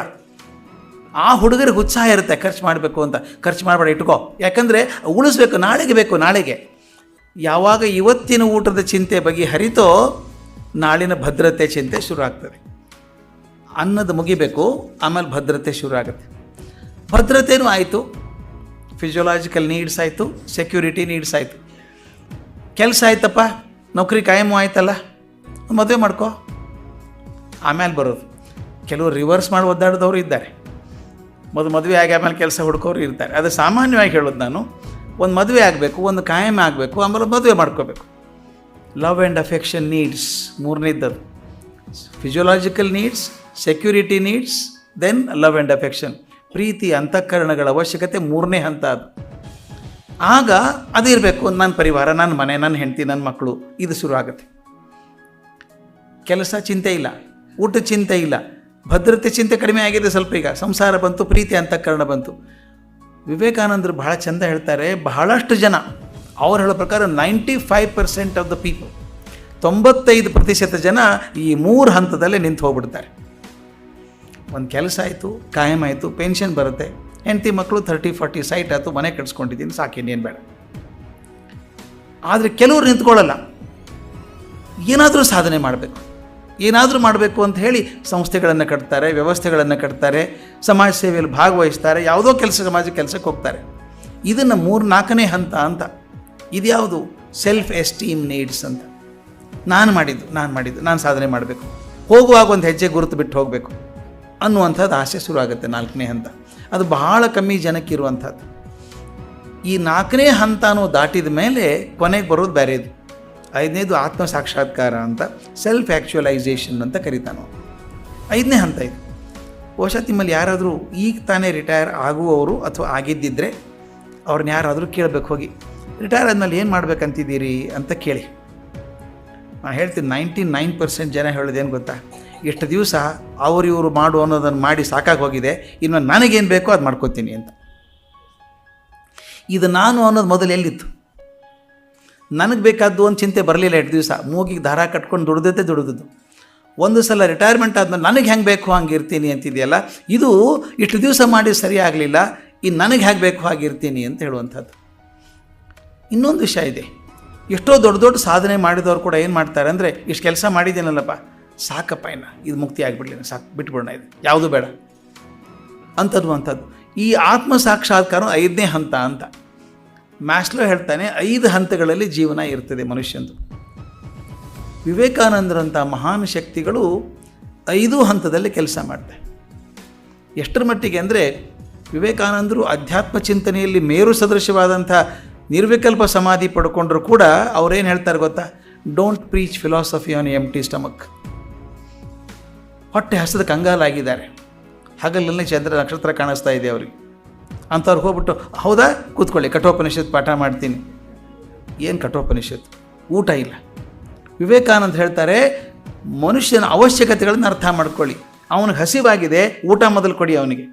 ಅದಕ್ಕೆ ಮರಾಠಿಯಲ್ಲೊಂದು ಮಾತಿದೆ, ಪೈಲೆ ಪೋಟೋಬಾ ನಂತರ ಬಿಠೋಬಾ ಅಂತ. ಮೊದಲು ಹೊಟ್ಟೆ, ಆಮೇಲೆ ಬಿಠೋಬಾ. ಹಾಗೆ ಎಷ್ಟು ಚೆಂದ ಅರ್ಥ ಮಾಡ್ಕೊಂಡದ್ದಂದರೆ, ಆದ್ದರಿಂದ ಯಾಕೆ ಯಶಸ್ವಿ ಆಗ್ತಾರೆ ಅಂದರೆ, ಎಲ್ಲ ಹಂತಗಳಲ್ಲೂ ಜನನ ಮುಡ್ತಾರೆ. ಬೇಲೂರು ಮಠ ಕಟ್ಟಿಸ್ಬೇಕಾದ್ರೆ ಕೂಲಿ ಕೆಲಸಗಾರ 100 ಜನ ಇರ್ತಾಯಿದ್ರು. ವಿವೇಕಾನಂದರ ಸಂಕಟ ಏನು ಗೊತ್ತಾ? ಆ ಕನ್ಸ್ಟ್ರಕ್ಷನ್ ಆಗ್ತಾ ಇರುತ್ತೆ, ಬಿಲ್ಡಿಂಗ್ ಆಗುತ್ತೆ, ಗುರುಗಳದ್ದು ದೊಡ್ಡ ಮಂದಿರ ಆಗ್ತದೆ ನಿಜ. ಅವ್ರ ಸಂಕಟ ಏನು ಅಂದರೆ, ಕೂಲಿ ಕೆಲಸಕ್ಕೆ ಬಂದವ್ರಿಗೆಲ್ಲ ಊಟ ಆಯ್ತಾ ಸರಿಯಾಗಿ? ತಾವೇ ಹೋಗಿ ಬಡಿಸ್ಬೇಕು ಬಿಸಿಲಲ್ಲಿ ಮಧ್ಯಾಹ್ನ. ನೋಡಿ, ಅಧ್ಯಾತ್ಮದಲ್ಲಿ ಇದ್ದಂಥ ಮನುಷ್ಯರಿಗೆ ಇದ್ಯಾಕೆ ಬೇಕಾಗಿತ್ತು? ಬಡಿಸೋಕೆ ಜನ ಇರಲಿಲ್ವಾ? ಈ ಕಲ್ಪನೆ ಮಾಡ್ಕೊಳ್ಳಿ, ವಿವೇಕಾನಂದರಂಥ ದೊಡ್ಡ ಸನ್ಯಾಸಿಗಳು ಆ ಮಠ ಕಟ್ಟಿಸ್ತಾ ಇದ್ದವರು ಅವರೇ ಬಂದು ಬಡಿಸ್ತಾ ಇದ್ದರೆ ಊಟ ಮಾಡೋರ ಮನಸ್ಸಲ್ಲಿ ಏನು ಕಲ್ಪನೆ ಬರುತ್ತೆ ಅವ್ರ ಬಗ್ಗೆ? ಏನು ದೊಡ್ಡ ಮನುಷ್ಯಪ್ಪ, ದೊಡ್ಡ ಮನುಷ್ಯ ಬಂದು ಬಡಿಸ್ತಾನೆ ಅಂದರೆ ಇವರ ಅವಶ್ಯಕತೆಗಳನ್ನು ಕೂಡ ಕಡೆಗಣಿಸಲಿಲ್ಲ ಅಂತ. ಅದಾದ್ಮೇಲೆ ಭದ್ರತೆ ಅವಶ್ಯಕತೆ ಅಂತಾರೆ ಅವರು.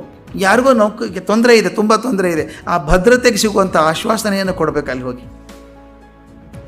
ಎಲ್ಲಿ ಅಂತಃಕರಣ ಕಮ್ಮಿ ಆಗಿದೆಯೋ, ಪ್ರೀತಿ ಕಮ್ಮಿ ಆಗಿದೆಯಲ್ಲ, ಪ್ರೀತಿ ತುಂಬಬೇಕು. ಯಾರು ಸಾಧನೆ ಮಾಡ್ತಾರೋ ಅನ್ನೋರು ಬೆನ್ನು ತಟ್ಟಿ ಮಾಡುವಂಥ ಧೈರ್ಯ ಕೊಡಬೇಕು. ಕೊನೆಗೆ ಆತ್ಮ ಸಾಕ್ಷಾತ್ಕಾರದ ಮಾರ್ಗ ಹಿಡಿದವರಿಗೆ ಅಧ್ಯಾತ್ಮದ ಚಿಂತನೆಯನ್ನು ಕೊಡಬೇಕು. ಈ ಕೊಡುವಂಥ ಶಕ್ತಿ ಇದ್ದವನು ಮಾತ್ರ ಮಾಡಬಲ್ಲ ಎಲ್ಲನೂ, ಎಲ್ಲ ಹಂತಗಳು ಕೆಲಸ ಮಾಡುವಂಥವ್ರು. ವಿವೇಕಾನಂದರು ಆ ಥರದ್ದು ಮಾಡಿದರು. ಈ 5 ಹಂತಗಳ ಮ್ಯಾಸ್ಲೋ ಏನು ಹೇಳ್ತಾನಲ್ಲ, ಪಾಪ ಅಷ್ಟು ಕಷ್ಟಪಟ್ಟು ಥೀಸಿಸ್ ಎಲ್ಲ ಮಾಡಿದ್ದವನು. ನಾನು ಹೋದಾಗ ಅಮೇರಿಕಾಗೆ ಹೇಳ್ತಿದ್ದೆ, ನಿಮ್ಮ ಭಾಳ ಕಷ್ಟಪಟ್ಬಿಟ್ಟ ಅಬ್ರಹಾಮ್ ಮ್ಯಾಸ್ಲೋ. ನಮ್ಮ DVG ಅವನು ಹೇಳೋದಕ್ಕಿಂತ 4 ವರ್ಷ ಮೊದಲು 4 ಸಾಲಲ್ಲಿ ಹೇಳಿಬಿಟ್ಟಿದ್ದಾರೆ. ಅವನು ಅಷ್ಟು ಹೇಳಿದ್ದನ್ನಲ್ಲ, ಈ 5 ಹಂತಗಳನ್ನು ಹೇಳ್ತಾರಲ್ಲ, physiological needs, security needs, love and affection needs, self esteem and self actualization, ಈ 5 ಹಂತಗಳನ್ನು DVG 4 ಸಾಲಲ್ಲಿ ಹೇಳಿಬಿಡ್ತಾರೆ. ಅನ್ನದಾತುರಕ್ಕಿಂತ ಚಿನ್ನದಾತುರ ತೀಕ್ಷ್ಣ, ಚಿನ್ನದಾತುರಕ್ಕಿಂತ ಹೆಣ್ಣು ಗಂಡೊಲವು, ಮನ್ನಣೆಯ ದಾಹವು ಎಲ್ಲಕಂ ತೀಕ್ಷ್ಣತಮ, ತಿನ್ನುವುದು ಆತ್ಮವನೇ ಮಂಕುತಿಮ್ಮ. ಪದ್ಯ ಇಟ್ಕೊಂಡು ನೋಡಬೇಕು, ಮ್ಯಾಸ್ಲೋ ಕಲ್ಕೋಬೇಕಿದನ್ನು 4 ಸಾಲಲ್ಲಿ. ಅನ್ನದಾತುರಕ್ಕಿಂತ ಚಿನ್ನದ, ಫಸ್ಟ್ ಇರೋದು ಅನ್ನದಾತುರ. ಅನ್ನ ಕೊಟ್ಟರೆ ಸಾಕು, ಅನ್ನ ಕೊಡಿ ಅಂತಾನೆ ಮೊದಲು. ಹೊಟ್ಟೆ ತುಂಬಬೇಕು, ಅನ್ನ ಬೇಕು. ಅನ್ನಕ್ಕೆ ಒಂದು ಲಾಭ ಇದೆ, ಎಷ್ಟೋ ತಿಂದರೆ ಹೊಟ್ಟೆ ತುಂಬುತ್ತೆ. ಇದು ತಿನ್ನೋಕ್ಕಾಗಲ್ಲ. ನೀವು 10 ದಿವಸ ಉಪವಾಸ ಇದ್ದರೂ ಕೂಡ 10 ದಿವಸ ಅಷ್ಟು ಒಂದೇ ಸಲ ತಿನ್ನೋಕ್ಕಾಗಲ್ಲ. ಸಾಕು ಅನಿಸ್ಬಿಡುತ್ತೆ, ತಿನ್ನೋಕ್ಕಾಗೋದಿಲ್ಲ. ಎಂಥ ಪಕ್ವಾನ ತಂದಿಟ್ಟರು ಬೇಡ ಅಂತೀವಿ ನಾವು. ಅನ್ನದಾತುರ ಬೇಗ ಹಿಂಗುತ್ತೆ. ಚಿನ್ನ ಎಷ್ಟಾದರೆ ಸಾಕು? 32,000 ರೂಪಾಯಿ ಆದರೂ ಬೇಕು. ಎಷ್ಟು ಬೇಕು? ಇನ್ನಷ್ಟು ತೊಗೋಬೇಕು. ಆದರೆ ಅನ್ನ ಬೇಗ ಹೊಟ್ಟೆ ತುಂಬಿತು, ಚಿನ್ನದ ಬೇಗ ಅವಶ್ಯಕತೆ ತುಂಬೋದಿಲ್ಲ, ಜಾಸ್ತಿ ಇದೆ. ಅನ್ನದಾತುರ, ಚಿನ್ನ ಅಂದರೆ ಏನು ಹೇಳಿ? ಇಟ್ ಈಸ್ ಸೆಕ್ಯೂರಿಟಿ, ಅದು ಭದ್ರತೆ. ಇಟ್ಕೊಳ್ಳಿ, ಕಾಲಕ್ಕೆ ಬರುತ್ತೆ. ಹಳೆ ಕಾಲದಲ್ಲಿ ಯಾಕೆ ಬಂಗಾರದ ಆಭರಣ ಮಾಡಿ ಕೊಡ್ತಾ ಇದ್ರು ಅಂತಂದರೆ, ಏನೇ ತೊಂದರೆ ಬಂದರೂ ಕೂಡ ಅದು ಬಂಗಾರ ಬಿಟ್ಟು ತೊಗೊಳ್ದು ದುಡ್ಡು ಬರುತ್ತೆ ಅಂತ, ಏನೋ ಬದುಕೊಳ್ಳೋಕೆ ಆಧಾರ ಇರುತ್ತೆ ನಿಮಗೆ ಅಂತ ಹೇಳಿ ಸೆಕ್ಯೂರಿಟಿ ರೂಪದಲ್ಲಿ ಬಂಗಾರ ಬಂದದ್ದು. ಅನ್ನ ಫಿಸಿಯೋಲಾಜಿಕಲ್ ನೀಡ್ಸ್, ಬಂಗಾರ ಸೆಕ್ಯೂರಿಟಿ ನೀಡ್ಸ್. ಇದಾದಮೇಲೆ ಅನ್ನದಾತುರಕ್ಕಿಂತ ಚಿನ್ನದಾತುರ ತೀಕ್ಷ್ಣ, ಚಿನ್ನದಾತುರಕ್ಕಿಂತ ಹೆಣ್ಣು ಗಂಡೊಲವು. ಗಂಡ ಹೆಂಡತಿ ಇದ್ದಾರೆ, ಗಂಡನಿಗೆ ತುಂಬ ಅನಾರೋಗ್ಯ ಆಗಿಬಿಟ್ಟಿದೆ, ಹೆಂಡತಿ ಬಂಗಾರ ಇಟ್ಕೋತಾಳೆ, ಅದನ್ನು ಮಾರಿ ಗಂಡನ ಉಳಿಸ್ಕೋಬೇಕು, ಅದನ್ನು ಮಾರಿ ಹೆಂಡತಿನ ಉಳಿಸ್ಕೋಬೇಕು, ಪರಿವಾರ ಉಳಿಸ್ಕೋಬೇಕು. ಆದ್ದರಿಂದ ಚಿನ್ನದ ಆತುರಕ್ಕಿಂತ ಆ ಪ್ರೀತಿ ಅಂತಃಕರಣದ ಸೆಳವಿದೆಯಲ್ಲ, ಅದು ಇನ್ನೂ ತೀಕ್ಷ್ಣವಾದದ್ದು. ಅದಕ್ಕೋಸ್ಕರ ಏನೇನೋ ಕೆಲಸ ಮಾಡಿಸ್ಬಿಡುತ್ತೆ ಅದು. ಮುಂದೆ ಮನ್ನಣೆಯ ದಾಹವು ಎಲ್ಲಕಂ ತೀಕ್ಷ್ಣತಮ. ಇದು ದಾಟಿದ ಮೇಲೆ ನಾನು ಅಂತ ಬರುತ್ತಲ್ಲ, ಅಯ್ಯೋ ಕಥೆ, ಭಾಳ ಕಷ್ಟದ ಕೆಲಸ ಅದು. ನಾನು ಮಾಡಿದ್ದು ಒಂದು ಸಣ್ಣ ಕೆಲಸ, ಬಾಗಿಲು ಮುಂದೆ ನಿಂತ್ಕೋತೀವಿ, ನಾನೇ ಮಾಡಿದ್ದು ಎಲ್ಲರೂ ಹೇಳ್ಕೊಂಬರ್ತೀವಿ ಹೋಗಿ. ನನಗೆ ಇದಕ್ಕೆ ಯಾಕೆ ಗಾಂಧೀಜಿ ದೊಡ್ಡವರು ಆಗ್ತಾರೆ ಅಂತ ಹೇಳೋದು. ಅಂಥವ್ರು ಸ್ವಾತಂತ್ರ್ಯ ಸಿಕ್ಕಾಗ 1947 ಆಗಸ್ಟ್ 15 ಇಡೀ ದೇಶ ಸಂಭ್ರಮ ಪಡ್ತಾ ಇದೆ, 200 ವರ್ಷಗಳು ದಾಸ್ಯ ಕಳೆದು ಹೋಯಿತು ಅಂಥೇಳಿ ರಾಷ್ಟ್ರಪಿತ ಅನ್ಸ್ಕೊಂಡಂಥ ಗಾಂಧೀಜಿ ಎಲ್ಲಿದ್ದರು? ಸಂಭ್ರಮ ಪಡ್ತಿರ್ಬೇಕಾದ್ರೆ ದೆಹಲಿಯಲ್ಲಿ ಇಲ್ಲೇ ಇಲ್ಲ.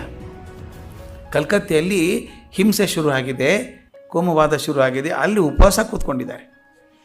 ನೆಹರು ಹೇಳಿದ್ರಂತೆ, ನಾಳೆ ನಾನು ಧ್ವಜ ಏರಿಸಬೇಕು, ಆ ಸಂಭ್ರಮದಲ್ಲಿ ನೀವು ಇಲ್ಲದೆ ಹೋದರೆ ಹೇಗೆ ಬಾಪು ಅಂತ ಕೇಳಿದಾಗ, ಸಂಭ್ರಮ ಯಾರಾದರೂ ಮಾಡ್ಬೋದು, ನನ್ನ ಕೆಲಸ ಇದೆ, ನೀವು ಹೋಗು ಅಂದರು ನೆಹರು. ಸಣ್ಣ ಕೆಲಸ ಮಾಡಿದಾಗ ನಾನು ಮಾಡಿದ್ದು ಅಂತ ಹೇಳ್ಕೊತೀವಲ್ಲ, ಅಂಥದ್ದು ಇಡೀ ರಾಷ್ಟ್ರದ ಮುಂಚೂಣಿಯಲ್ಲಿ ನಿಂತ್ಕೊಂಡು ಸ್ವಾತಂತ್ರ್ಯ ಹೋರಾಟ ಮಾಡಿದಂಥ ಮನುಷ್ಯ ಸ್ವಾತಂತ್ರ್ಯ ಸಿಕ್ಕ ಸಂಭ್ರಮದಲ್ಲಿ ಇಲ್ಲ, ಅಲ್ಲೆಲ್ಲೋ ಕಲ್ಕತ್ತಾದಲ್ಲಿ ಉಪವಾಸ ಕೂತ್ಕೊಂಡಿದ್ದಾರೆ.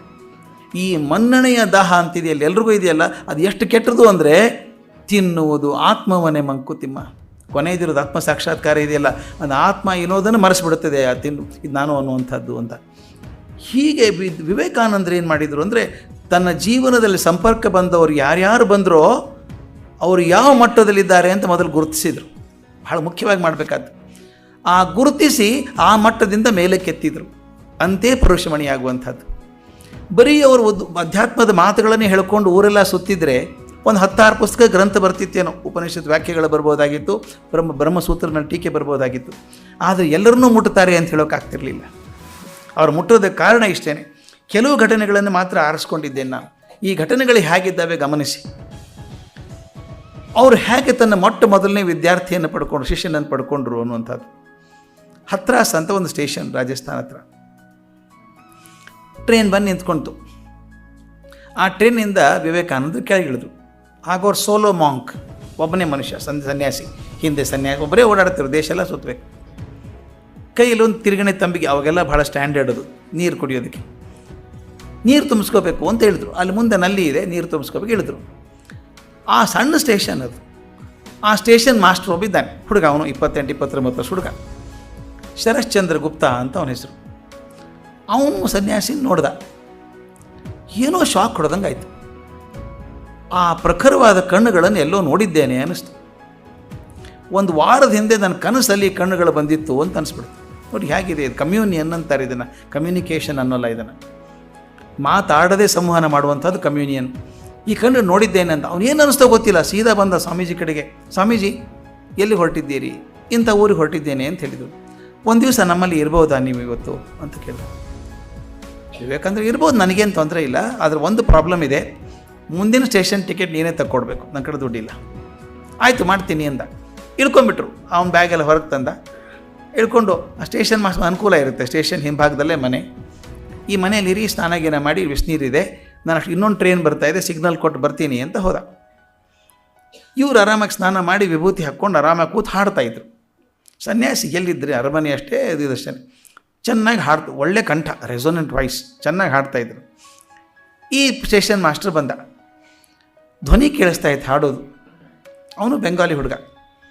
ನೋಡ್ದ ಈ ಹಾಡು ಏನಿತ್ತು ಅಂದರೆ ಒಂದು ಆಧ್ಯಾತ್ಮಿಕ ಹಾಡೋದು.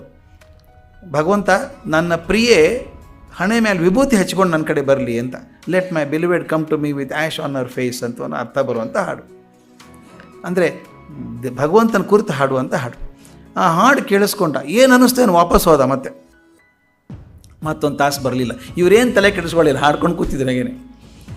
ಒಂದು ತಾಸು ಬಿಟ್ಟು ಬಂದವನು ಈ ಸಲ ಆ ಸ್ಟೇಷನ್ ಮಾಸ್ಟರ್ ಇರುವಂಥ ಕರಿ ಕೋಟು ಟಾಯಿ ಇಲ್ಲ, ಪಂಚೆ ಉಟ್ಕೊಂಡು ಬಂದಿದ್ದಾನೆ. ಒಂದು ದೀರ್ಘ ದಂಡ ನಮಸ್ಕಾರ ಹಾಕಿದ. ಸ್ವಾಮಿ, ಸ್ಟೇಷನ್ ಮಾಸ್ಟರ್ ಕೆಲಸಕ್ಕೆ ರಾಜೀನಾಮೆ ಕೊಟ್ಟಿದ್ದೀನಿ, ನಿಮ್ಮ ಜೊತೆಗೆ ಬರ್ತೀನಿ ಅಂದ.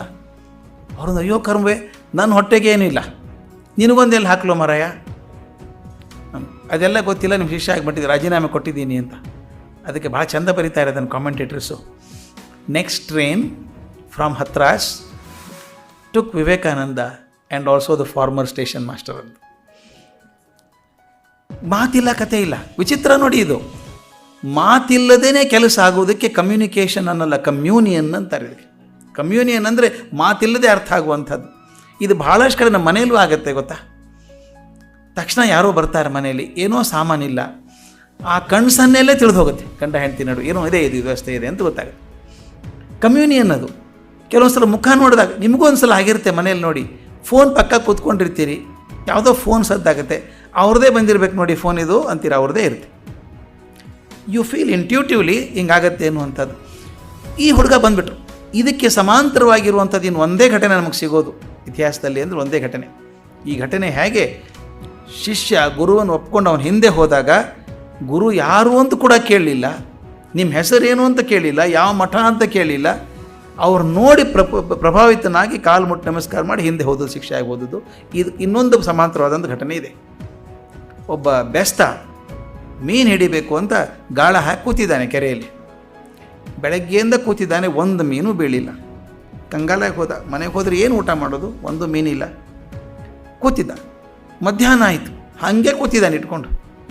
ಯಾರೋ ಬಂದು ಹೆಗಲ ಮೇಲೆ ಕೈ ಇಟ್ಟಂಗೆ ಆಯಿತು. ತಿರುಗಿ ನೋಡ್ದ, ಒಬ್ಬ ತರುಣ, ಅವನು 28-29 ವರ್ಷ ತರುಣ, ಉದ್ದ ಗಡ್ಡ, ಕಣ್ಣಲ್ಲಿ ಕಣ್ಣು ತುಂಬ ಪ್ರೀತಿ, ಅಂತಃಕರಣ, ಅನುಕಂಪೆ ಎಲ್ಲ ತುಂಬಿದೆ ಕಣ್ಣೊಳಗೆ. ಆತ ಹೇಳಿದಂತೆ, ಎಷ್ಟೊತ್ತು ಮೀನು ಹಿಡಿತೀವಪ್ಪ ನೀನು? ಭಾಳ ಅದ್ಭುತವಾದ ಮಾತದು. How long do you catch fish? Come with me, I will teach you how to catch men. ಎಷ್ಟು ಮೀನ ಹಿಡಿತಾನೆ, ಜೊತೆಗೆ ಬಾ, ಮನುಷ್ಯರನ್ನ ಹೆಂಗೆ ಹಿಡಿಬೇಕು ಕಳಿಸ್ಕೊಡ್ತೀನಿ ಅಂತ. ಈತ ಏನು ಮಾಡೋದು ಗೊತ್ತಾ, ಆ ಗಾಳ ಸಹಿತ ನೀರಲ್ಲಿ ಎಸೆದ್ಬಿಟ್ಟ. ಅವನಿಂದ ಹೊರಟ್ಬಿಟ್ಟ. ಆ ಊರಲ್ಲಿ ಹಾಯಿಸಿ ಹೋಗಬೇಕು. ಊರಲ್ಲಿ ಹೋಗ್ತಿರ್ಬೇಕಾದ್ರೆ ಅರ್ಧ ದಾಟಿ ಹೋಗಿದ್ದಾನೆ. ಯಾರೋ ಬಂದು ಹೇಳಿದರು, ಆ್ಯಂಡ್ರಿಯಾಸ್, ಅವನ ಹೆಸರು ಆ್ಯಂಡ್ರಿಯಾಸ್ ಅಂತ.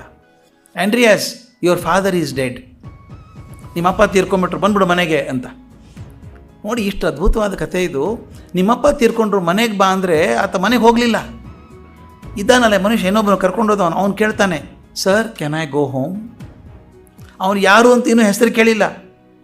ನಮ್ಮಪ್ಪ ತೀರ್ಕೊಂಡ್ರಂತೆ, ಕರಿತಾ ಇದ್ದಾರೆ, ಮನೆಗೆ ಹೋಗ್ಲಾ ಅಂತ ಕೇಳ್ದ. ಅದಕ್ಕೆ ಆತ ಏನು ಹೇಳ್ತಾರೆ, don't worry about the dead, worry about the living. ಆಯಿತು ಅಂದ, ನಾ ಬರಲ್ಲ ಅಂತ ಅಮ್ಮನಿಗೆ ಹೇಳಿ ಎಲ್ಲ ಮಾಡು ಅಂತೇಳಿ ಹೋಗ್ಬಿಟ್ಟು ಅವ್ನು ಹಿಂದೆ ಹೋದ. And that master was Jesus Christ and the student was Andreas. ಅದಕ್ಕೆ ಬರೀತಾರೆ, it is a great honour to be a disciple of Jesus Christ and the greatest honour to be the first disciple of Jesus Christ.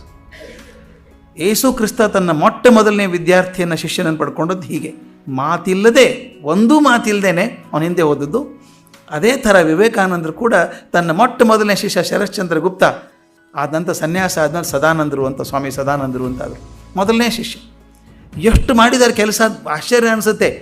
ಶಿಷ್ಯ ಗುರುವಿಗೆ ಮಾಡಲಿಕ್ಕಿಲ್ಲ ಅಷ್ಟು ಕೆಲಸವನ್ನು ಗುರುಗಳು ಮಾಡಿದ್ದಾರೆ ಶಿಷ್ಯನಿಗೆ. ಅವನ ಕಾಲಿಗೆ ಗುಳ್ಳೆ ಆದ ಎತ್ಕೊಂಡು ಹೋಗಿದ್ದಾರೆ, ಹೆಗಲ ಮೇಲೆ ಎತ್ಕೊಂಡು ಹೋಗ್ಬೇಕು ಅವನಿಗೆ, ಅವನು ಎತ್ಕೊಂಡು ಹೋಗಿದ್ದಾರೆ.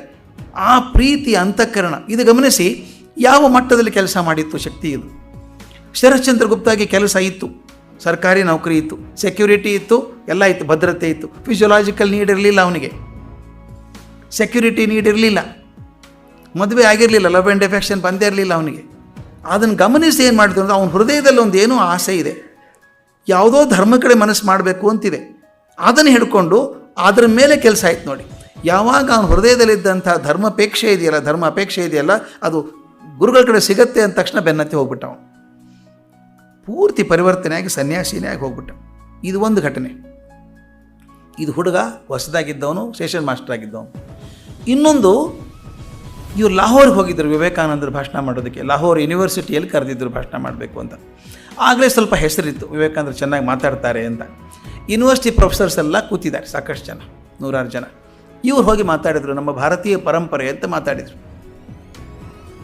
ಎಲ್ಲ ಡಿಪಾರ್ಟ್ಮೆಂಟ್ ಪ್ರೊಫೆಸರ್ಸ್ ಇರ್ತಾರಲ್ಲ, ಅಲ್ಲೊಬ್ಬರು ಭಾಳ ಅತ್ಯಂತ ಪ್ರಖರ ವಿದ್ವಾಂಸರಾದಂಥ ಒಬ್ಬರು ತೀರ್ಥಾರಾಮ್ ಗೋಸ್ವಾಮಿ ಅನ್ನುವಂಥದ್ದು.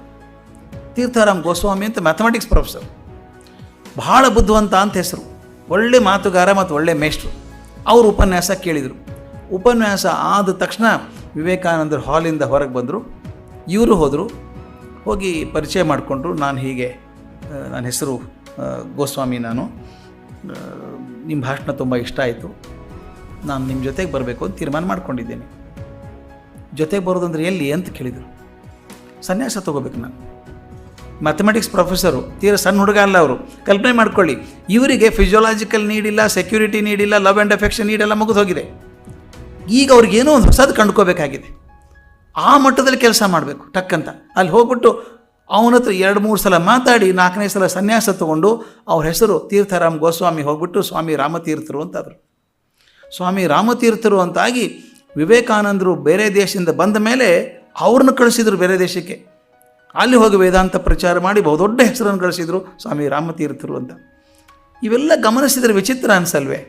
ಯೂನಿವರ್ಸಿಟಿ ಪ್ರೊಫೆಸರ್ ಆಗಿ ಎಲ್ಲ ದೃಷ್ಟಿಯಿಂದ ತೃಪ್ತನಾದಂಥ ಮನುಷ್ಯ, ಅವನ ಒಳಗಡೆ ಒಂದು ಸೆಲ್ಫ್ ಆ್ಯಕ್ಚುಲೈಸೇಷನ್ ಕೊರಿತಾ ಇತ್ತು, ಆತ್ಮ ಸಾಕ್ಷಾತ್ಕಾರ, ಒಂದು ಏನೋ ಕಲಿಬೇಕು ದೊಡ್ಡದು ಅಂತ ಕೊರಿತಾ ಇತ್ತು.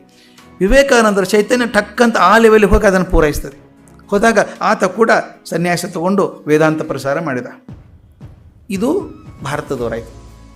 ಅಮೇರಿಕಕ್ಕೆ ಹೋದಾಗ ಒಂದು ಸಣ್ಣ ಘಟನೆ ಆಗುತ್ತೆ. ಅದೊಂದು ಅದ್ಭುತ ಘಟನೆ ನನಗನ್ಸೋ ಮಟ್ಟಿಗೆ. ಅಲ್ಲಿ ಒಪೇರಾ ಹೌಸ್ ಅಂತ ಇದೆ, ಶಿಕಾಗೋದಲ್ಲಿ ಇರುವಂಥದ್ದು. ಆ ಒಪೇರಾ ಹೌಸಲ್ಲಿ ನಮ್ಮಲ್ಲಿ ಹಳೆ ಕಾಲದಲ್ಲಿ ನಾಟಕ ಕಂಪನಿಯಲ್ಲಿ ಇರ್ತಾ ಇತ್ತಲ್ಲ, ಆ ಪಾತ್ರಗಳು ಅವರೇ ಹಾಡ್ತಾಯಿದ್ರು ಅಥವಾ ಮುಂದೆ ಹಾರ್ಮೋನಿಯಂ ಮುತ್ಕೊಂಡು ಸಂಗೀತ ಮೇಷ್ಟ್ರು ಕೂತ್ಕೊಂಡು ಹಾಡ್ತಾಯಿದ್ರು. ಹಾಗೆ ಒಪೇರಾ ಹೌಸಲ್ಲಿ ಕೂಡ ಆ ನಾಟಕಗಳಿಗೆ ಹಿಂದೆ ಸ್ವಂತವಾಗಿ ಹಾಡಬೇಕು. ಅಲ್ಲಿ ಅತ್ಯಂತ ಚೆಂದ ಹಾಡುಗಾರ್ತಿ ಒಬ್ಬರಿದ್ದರು, ಮೇಡಮ್ ಕಾಲ್ವಿ ಅಂತ ಅದ್ಭುತ ಹಾಡುಗಾರ್ತಿ ಆಕೆ. ಆ ಪಾತ್ರಗಳಲ್ಲಿ ಭಾವಗಳನ್ನು ಹಿಡಿದು ಅದರ ತಕ್ಕಕ್ಕೆ ಹಾಡುವಂಥ ಶಕ್ತಿ ಆಕೆಗಿತ್ತು. ಒಂದು ದಿವಸ ಕಾರ್ಯಕ್ರಮ ನಾಟಕ ಶುರುವಾಗಿದೆ. ಯಾಕೋ ಆಕೆಗೆ ಸ್ವಲ್ಪ ಆರಾಮ ಅನ್ನಿಸ್ತಾ ಇಲ್ಲ. ಒಂದು ಅಂಕ ಮುಗೀತು, 2ನೇ ಅಂಕ ನೋಡೋ ಗ್ಯಾಪ್ ಇರುತ್ತಲ್ಲ, ಸ್ವಲ್ಪ ಅಂತರ ಇರುತ್ತಲ್ಲ. ಆಕೆ ಹೋಗಿ ಮ್ಯಾನೇಜರಿಗೆ ಹೇಳಿದ್ಲಂತೆ, ನನ್ನ ಟೀಮ್ ಇದೆಯಲ್ಲ, 3-4 ಜನ ಹಾಡೋರು ಇದ್ದಾರೆ, ಅಸಿಸ್ಟೆಂಟ್ಸ್, ಅವ್ರು ಹಾಡಲಿ, ಯಾಕೋ ನನ್ನ ಮನಸ್ಸಿಗೆ ಸಮಾಧಾನ ಆಗ್ತಾಯಿಲ್ಲ, ತುಂಬ ತಳಮಳ ಅನ್ನಿಸ್ತಾ ಇದೆ, ಆತಂಕ ಅನ್ನಿಸ್ತಾ ಇದೆ, ಮನೆಗೆ ಹೋಗ್ತೀನಿ ಅಂತ. ಆ ಮ್ಯಾನೇಜರ್ ಅಂದ, ಅದೇಂಗೆ ಹೋಗ್ತೀರಿ ಅಂದ. ಶೋ ಶುರುವಾಗಿದೆ, ಈಗ 1 ಅಂಕ ಆಗಿದೆ, ನಾಳೆ ಬಂದವ್ರು ಕಲ್ಲು ಹೊಡಿತಾರೆ ನಮಗೆಲ್ಲನೂ, ಇಲ್ಲ ಆಗೋಲ್ಲ ಅಂದ. ಎಷ್ಟು ಕೇಳ್ಕೊಂಡ್ಲು ಆಕೆ, ಇಲ್ಲ ನಾನು ಮನೆಗೆ ಹೋಗ್ತೀನಿ, ಆಗ್ತಾಯಿಲ್ಲ, ಏನು ಅಂತ ಗೊತ್ತಿಲ್ಲ, ಬಟ್ ಸಮಾಧಾನ ಆಗ್ತಾಯಿಲ್ಲ. ಆತ ಬಿಡಲಿಲ್ಲ. ಆಕೆ ಬೇಜಾರು ಮಾಡಿಕೊಂಡು ಹಾಡೋಕ್ಕೆ ಶುರು ಮಾಡಿದ್ಲು. ಆ ನಾಟಕ ಮುಗಿದ ಹೊತ್ತಿಗೆ, ನಾಟಕ ಕಡೆ ಅಂಕ ಮುಗಿದು ಹೊರಗೆ ಬರೋ ಹೊತ್ತಿಗೆ ಸುದ್ದಿ ಬಂತು ಮನೆಯಿಂದ. ಯಾರೋ ಬಂದು ಹೇಳಿದರು, ಆಕೆ ಒಬ್ಬ ಮಗಳು ಸುಟ್ಕೊಂಡು ಸತ್ತೋಗಿದ್ದಾಳೆ.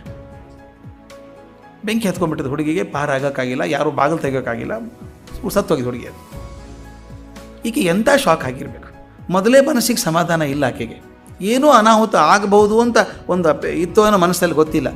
ಆದರೂ ಈ ಮ್ಯಾನೇಜರ್ ಹೇಳಿದ್ರಲ್ಲ ಅಂತ ಒತ್ತಾಯಕ್ಕೆ ಆಕೆ ಹಾಡೋ ಕಾರ್ಯಕ್ರಮವು ತನ್ನ ಕೆಲಸ ಮುಗಿಸಿದ್ಲು. ಮುಗಿಸೋ ಹೊತ್ತಿಗಿದಾಯಿತು. ಆಕೆ ಮನಸ್ಸಲ್ಲಿ ಒಂದು ಗಟ್ಟಿಯಾಗಿ ಕೂತ್ಕೊಂಡ್ಬಿಡ್ತು, ಈ ಹಾಡಿನಿಂದಾಗೆ ನನ್ನ ಮಗಳನ್ನು ಕಳ್ಕೊಂಡೆ ನಾನು ಅಂತ. ಯಾವುದಕ್ಕೊಂದು ಆಪಾದನೆ ಮಾಡ್ತೀವಲ್ಲ ನಾವು. ಈ ನನ್ನ ಹಾಡೋದಿಲ್ಲದೆ ಹೋದರೆ ಮನೆಗೆ ಹೋಗ್ತಿದ್ದ ನಾನು, ಈ ನನಗೆ ಹಾಡೋದಿದೆ ಅಂತ ಹೇಳಿ ನನ್ನ ಮಗಳು ಕಳ್ಕೊಂಡಲ್ಲ ನಾನು, ಇನ್ಮೇಲೆ ನಾನು ಹಾಡೋದಿಲ್ಲ ಅಂತ ತೀರ್ಮಾನ ಮಾಡಿಕೊಂಡ್ರು. ಆತ್ಮಹತ್ಯೆಗೂ ಪ್ರಯತ್ನ ಮಾಡಲಿ. ಬಹುದೊಡ್ಡ ಹಾಡುಗಾರ್ತಿ ಆಕೆ ಶಿಕಾಗೋದಲ್ಲಿ. ವಿವೇಕಾನಂದರು ಆವಾಗ ಶಿಕಾಗೋದಲ್ಲಿ ಇದ್ದರು. ಯಾರೋ ಹೇಳಿದರು, ಹಿಂಗೆ ಕಾಲ್ವಿ ಪಾಪ ತುಂಬ ದುಃಖ ಮಾಡ್ಕೊಂಡಿದ್ದಾಳೆ, ದೊಡ್ಡ ಸಂಗೀತಗಾರ ಹಿಂಗಾದಾಗ ಊರೆಲ್ಲ ಸುದ್ದಿ ಆಗಲ್ವ, ಹಾಡೋಲ್ಲ ಆಕೆ ಬಿಟ್ಬಿಟ್ಟಿದ್ದಾಳೆ, ಆತ್ಮಹತ್ಯೆ ಪ್ರಯತ್ನ ಮಾಡಿದ್ಲು ಅಂದಾಗ ವಿವೇಕಾನಂದರು ಹೇಳಿದ್ರಂತೆ ಹಿಂಗಾಗಿದೆ ಅಂಥೇಳಿ ಒಂದು ಸಲ ಕರ್ಕೊಂಬನ್ನಿ ಅಂದರು. ಆಕೆಗೂ ಏನು ಆಸಕ್ತಿ ಇರಲಿಲ್ಲ, ವಿವೇಕಾನಂದರು ನೋಡಬೇಕು ಅಂತ ಏನು ಆಸಕ್ತಿ. ಯಾರು ವಿವೇಕಾನಂದರು ಆಕೆ ಗೊತ್ತೂ ಇಲ್ಲ. ಆಕೆ ಸ್ನೇಹಿತರು ಒಂದಿಷ್ಟು ಜನ ಕರ್ಕೊಂಬಂದ್ರು. ಆಕೆ ಬಂದು ಕೂತಾಗ ಅವ್ರು ಏನು ಮಾಡ್ತೀವಿ, ಇದು ನೋಡಿ ಇದು ಎಷ್ಟು ಚಂದ ಮಾತಿದು ಅಂತ. ಆಕೆನ ಮುಂದೆ ಕೂಡಿಸ್ಕೊಂಡು ಆಕೆನ ದಿಟ್ಟಿಸಿ ನೋಡ್ತಾರೆ. ಕಣ್ಣು ಮುಚ್ಚಿಬಿಟ್ಟು ಆಕೆ ಜೀವನದಲ್ಲಿ ಆದಂಥ ಮಹತ್ವದ ಘಟನೆಗಳನ್ನು ಹೇಳ್ತಾ ಹೋಗ್ತಾರೆ. ಇದು ಸ್ವಲ್ಪ ಭಾಳ ಆಳಕ್ಕೆ ಹೋಗ್ಬೇಕು. ಸ್ವಲ್ಪ ಆಕೆ ಜೀವನದಲ್ಲಿ ಹಿಂದಾದಂಥ ಘಟನೆಗಳನ್ನು ಹೇಳ್ತಾ ಹೋಗ್ತಾರೆ. ಕೆಲವೊಂದು ಘಟನೆಗಳು ಬೇರೆ ಯಾರಿಗೂ ಗೊತ್ತಿಲ್ಲ, ಆಕೆಗೆ ಮಾತ್ರ ಗೊತ್ತಿರುವಂಥದ್ದು. ಆಕೆಗೆ ಆಶ್ಚರ್ಯ ಆಯಿತು, ಇವ್ರು ಮಂತ್ರವಾದಿ ಇರಬೇಕು ಅಂದ್ಕೊಂಡ್ಲಕ್ಕೆ. ಇದು ಹೆಂಗೆ ಗೊತ್ತಾಯ್ತು ನನಗೆ ಅಂತ ಹೇಳಿದ್ದು ಭಾಳ ಸುಲಭ. ಮನುಷ್ಯನ ಮನಸ್ಸು ಅರ್ಥ ಮಾಡ್ಕೋಬೇಕಾದ್ರೆ ಏಕಾಗ್ರತೆ ಬಂದರೆ ಅನುಷ್ಯ ಮಾಡ್ಕೊಂಡ್ಬಿಡ್ಬೋದು ನಾವು ಅಂತ ಹೇಳಿ ಆ ಘಟನೆಗಳನ್ನು ಹೇಳಿದಾಗ 1-2 ಸಲ 3 ಸಲ ಭೇಟಿಯಾದಾಗ ಆಕೆಗೆ ಇವ್ರ ಮೇಲೆ ಪೂರ್ತಿ ನಂಬಿಕೆ ಬಂತು. ಇದು ಭಾಳ ದೊಡ್ಡ ಕೆಲಸ. ನಮ್ಮ ಕೃಷ್ಣ ಪವಾಡಗಳನ್ನು ಮಾಡಿದ, ರಾಮ ಪವಾಡಗಳನ್ನು ಮಾಡಿದ. ಯಾಕೆ ಪವಾಡ ಮಾಡ್ತಿದ್ರು ಅವರು? ಪವಾಡ ಮುಖ್ಯ ಅಲ್ಲ ಅಲ್ಲಿ. ನಾನು ನಾಯಕನಾದವನು ಅವ್ರ ಮಟ್ಟಕ್ಕೆ ಇದ್ದರೆ ನಾಯಕ ಅಂತ ಒಪ್ಕೊಳ್ಳಿಕ್ಕಿಲ್ಲ ಜನ. ಸಾಮಾನ್ಯ ಜನಗಿರೋಕ್ಕಿಂತ ಒಂದು ಹೆಚ್ಚಿನ ಶಕ್ತಿ ನಿಮ್ಮಲ್ಲಿ ಏನಾದರೂ ಇದ್ದರೆ ತಕ್ಷಣ ಜನ ಒಪ್ಕೋತಾರೆ. ನಂಬಿಕೆ ಬಂದಲ್ಲಿ ಪವಾಡ ಬೇಕಾಗಿಲ್ಲ, ನಂಬಿಕೆ ಬರೋ ತನಕ ಬೇಕು. ಅದಕ್ಕೆ ಅವ್ರು ಘಟನೆ ಹೇಳುವಂಥ ಕಾರಣ ಏನಿತ್ತು? ಆಕೆ ನಂಬಿಕೆ ಬರಬೇಕಲ್ಲ ನನ್ನ ಮೇಲೆ. ಈಗ ಡಾಕ್ಟ್ರು ಯಾರೊಬ್ಬರು ಇರ್ತಾರೆ ಹುಷಾರಿಲ್ಲ ಅಂದಾಗ, ಈಗ ಸಭೆಯಲ್ಲಿ ಕೂತವ್ರು ಯಾರೋ ಒಂದು ಔಷಧಿ ತೊಗೊಳಕ್ಕಾಗತ್ತಾ? ನಾನು ಡಾಕ್ಟ್ರು ಅಂತ ಹೇಳಿದ, ಡಾಕ್ಟ್ರ ಹಾಗಾದ್ರೆ ಕೊಡಿ ಪರವಾಗಿಲ್ಲ, ಯಾಕಂದ್ರೆ ನೀವು ಡಾಕ್ಟ್ರು ಅಂತ ಗೊತ್ತಾಗಬೇಕಲ್ಲ. ಹಾಗೆ ಈತ ಮನಸ್ಸನ್ನು ಏಕಾಗ್ರ ಮಾಡಿಕೊಂಡು ಆಕೆ ಜೀವನದಲ್ಲಾದಂಥ ಘಟನೆಗಳನ್ನ ಹೇಳಿದಾಗ ಇವನಿಗೇನೋ ಅಸಾಧ್ಯವಾದ ಶಕ್ತಿ ಇದೆ ಅಂತ ಹೇಳಿ ವಿವೇಕಾನಂದರು ಏನು ಹೇಳ್ತಾರೆ ನೋಡಿ ಆಕೆಗೆ, ದಯವಿಟ್ಟು ಹಾಡೋದನ್ನು ಬಿಡಬೇಡ. ಎಲ್ಲರಿಗೂ ಬರುವಂಥ ಕಲೆ ಅಲ್ಲ, ಭಗವಂತ ನಿನ್ನ ಕೃಪೆ ಇಟ್ಟು ಕೊಟ್ಟಿದ್ದಾನೆ. ಇನ್ನೊಂದು ನಿನ್ನ ಮನಸ್ಸಿನ ದುಃಖ ಇದೆಯಲ್ಲ, ಮಗಳು ಹೋದ್ಲು ಅದರಿಂದ ಅಂಥೇಳಿ, ಆ ದುಃಖ ಇನ್ನಿಷ್ಟು ನಿನ್ನ ಹಾಡನ್ನು ಪಕ್ವ ಮಾಡ್ತದೆ ನೋಡಿ. ಆ ದರ್ದ್ ಭರಿ ಆವಾಜ್ ಅಂತೀವಲ್ಲ, ಅದು ಇನ್ನೂ ದುಃಖ ನಿನ್ನ ಧ್ವನಿಗೆ ಆಳವನ್ನು ಕೊಡ್ತದೆ, ಡೆಪ್ತ್ ಕೊಡ್ತದೆ. ಇನ್ನು ನಿನ್ನ ಸಂಗೀತ ಇನ್ನೂ ಹೆಚ್ಚು ಪ್ರಖರವಾಗಿ ಹೊಂಬ್ತದೆ, ಚಿಂತೆ ಮಾಡಬೇಡ ಅಂತ ಹೇಳಿ ಆಕೆ ಉತ್ತೇಜನ ಕೊಟ್ಟರು. ಆಕೆ ಹಾಡೋಕ್ಕೆ ಶುರು ಮಾಡಿದ್ಲು, ಮತ್ತೆ ತನ್ನ ಮೊದಲಿನ ಸ್ಥಿತಿಗೆ ಬಂದಳು. ಆಕೆ ಬರೀತಾಳೆ, ನನ್ನ ಜೀವನದಲ್ಲಿ ಮೊದಲನೇ ಬಾರಿಗೆ ಭಗವಂತನೊಡನೆ ಹೆಜ್ಜೆ ಹಾಕಿದ ಮನುಷ್ಯನನ್ನು ನೋಡಿದ ಭಾಗ್ಯ ನನಗಿದೆ ಅಂತ ವಿವೇಕಾನಂದರ ಬಗ್ಗೆ ಹೇಳ್ತಾಳೆ. ಭಗವಂತನೊಡನೆ ಹೆಜ್ಜೆ ಹಾಕಿದಂಥ ಮನುಷ್ಯನ ದರ್ಶನ ನನಗಾಯ್ತಲ್ಲ, ಅದು ಜೀವನದ ದೊಡ್ಡ ಭಾಗ್ಯ ಅಂತ. ಆ ಮೇಡಮ್ ಕಾಲ್ವಿ ಜೀವನದಲ್ಲಿ ಪರಿವರ್ತನೆ ಆಗಿ ಹೋದದ್ದು ನಿಜವಾಗ್ಲೂ ಅದ್ಭುತ. ಇಲ್ಲಿ ನೋಡಿ, ಆಕೆಗೆ ಭಾರತೀಯ ಪರಂಪರೆ ಬಗ್ಗೆ ಗೊತ್ತಿಲ್ಲ, ಆದ್ದರಿಂದ ಅವರು ಅಧ್ಯಾತ್ಮದ ಬಗ್ಗೆ ಮಾತೇ ಆಡಲಿಲ್ಲ. ಮಾತಾಡೋದಕ್ಕೆ ಮನಸ್ಸು ಗೆಲ್ಲಬೇಕಾದ್ರೆ ಮನಸ್ಸಿನ ಮೂಲಕನೇ ಗೆಲ್ಲಬೇಕು. ಆಕೆ ಮನಸ್ಸನ್ನು ಹಿಡ್ಕೋಬೇಕು. ಆ ಮನಸ್ಸು ಒಪ್ಕೊಂಡ್ರೆ ಏನಾದರೂ ನಡ್ಕೊಳುತ್ತೆ ಅಂತ ಹೇಳಿ ಆ ಮಟ್ಟಕ್ಕೆ ಪ್ರತಿಕ್ರಿಯೆ ತೋರಿಸಿ ಆಕೆಯನ್ನು ಸರಿ ಮಾಡಿದರು. ಇನ್ನೊಂದು ಅಮೇರಿಕಾದಲ್ಲಾದಂಥ ಒಂದು ವಿಷಯ ತಾವೆಲ್ಲ ಕೇಳಿದ್ದೀರಿ, ರಾಕ್ ಫೆಲ್ಲರ್ ಫೌಂಡೇಶನ್ ಅಂತ. ಆ ದೊಡ್ಡ ಫೌಂಡೇಶನ್ ಅದು. ಬೇಕಾದಷ್ಟು ಜನ ಮಕ್ಕಳಿಗೆ ಶಿಕ್ಷಣಕ್ಕೋಸ್ಕರ ಅನುಕೂಲ ಮಾಡಿದಂಥದ್ದು, ಅಮೇರಿಕಕ್ಕೆ ಹೋಗೋದಕ್ಕೆ ಬೇಕಾದ ಅನುಕೂಲ ಮಾಡಿಕೊಟ್ಟಂಥದ್ದು ದೊಡ್ಡ ಫೌಂಡೇಶನ್ ಅದು. ಆ ರಾಕ್ ಫೆಲ್ಲರ್ ಫೌಂಡೇಶನ್ ಬಂದದ್ದು ವಿವೇಕಾನಂದರಿಂದ ಅಂತ ಬಹಳ ಜನಕ್ಕೆ ಗೊತ್ತಿಲ್ಲ, ಅಮೇರಿಕಾದಲ್ಲೂ ಗೊತ್ತಿಲ್ಲ. ನಾನು ನ್ಯೂಯಾರ್ಕಿಗೆ ಹೋದಾಗ ಮ್ಯಾನ್ಹ್ಯಾಟನ್ನಲ್ಲಿ ರಾಕ್ ಫೆಲ್ಲರ್ ಫೌಂಡೇಶನ್ ಬಿಲ್ಡಿಂಗ್ ಇದೆ. ಇಲ್ಲಿ ಸುಮಾರು 50 ಅಂತಸ್ತಿನ ಬಿಲ್ಡಿಂಗ್. ನಾನು ಅಲ್ಲಿ ನೋಡ್ಕೊಂಬಂದಾಗ ಎಲ್ಲೂ ವಿವೇಕಾನಂದರ ಫೋಟೋ ಇರಲಿಲ್ಲ. ನಾನು ಆ ಕ್ಯೂರೇಟ್ರಿಗೆ ಕೇಳಿದೆ, do you know that Rockefeller foundation came because of Vivekananda? What Ananda ಅಂತ ಅವ್ನು ಕೇಳಿದ. ಪಾಪ ಅವನಿಗೇನು ಹೇಳೋದು, ಹೇಳಿದೆ ನಿನ್ಗೆ ಗೊತ್ತಿಲ್ಲ ಅಂಥೇಳಿ ಹೇಳಿದೆ. Is it so, can you send me some documents on that ಅಂತ. ನಾನು ಕೆಲವು ಬರೆದದ್ದನ್ನು ದಾಖಲೆಗಳನ್ನು, ಅದು ದೊಡ್ಡ ದೊಡ್ಡ ಸನ್ಯಾಸಿ ಬರೆದದ್ದಂತ ರಂಗನಾಥಾನಂದಜಿ ಬರೆದದ್ದೆಲ್ಲ ತೊಗೊಂಡು ಕಳಿಸಿದ ಒಂದು ರಿಪ್ಲೈ ಮಾಡಿದ ನನಗೆ, yeah we didn't know that, ನನಗೆ ಗೊತ್ತೇ ಇರಲಿಲ್ಲ. ಈಗ ಒಂದು ಫೋಟೋ ಹಾಕಿದ್ದಾರೆ ವಿವೇಕಾನಂದದಲ್ಲಿ, ರಾಕ್ ಫೆಲ್ಲರ್ ಫೌಂಡೇಶನ್ನಲ್ಲಿ. ಯಾಕೆ ಹೇಳ್ತೀನಿ ಅಂದರೆ ನಮಗೂ ಬಹಳ ಜನ ಗೊತ್ತಿಲ್ಲ ರಾಕ್ ಫೆಲ್ಲರ್ ಫೌಂಡೇಶನ್ ಬರೋದಕ್ಕೆ ವಿವೇಕಾನಂದರ ಕಾರಣ ಅಂತ. ಆ ಹುಡುಗ ಮನೆಯಿಂದ ಶ್ರೀಮಂತ, ಬೇಕಾದಷ್ಟು ಆಸ್ತಿ ಇದೆ, ದುಡ್ಡಿದೆ.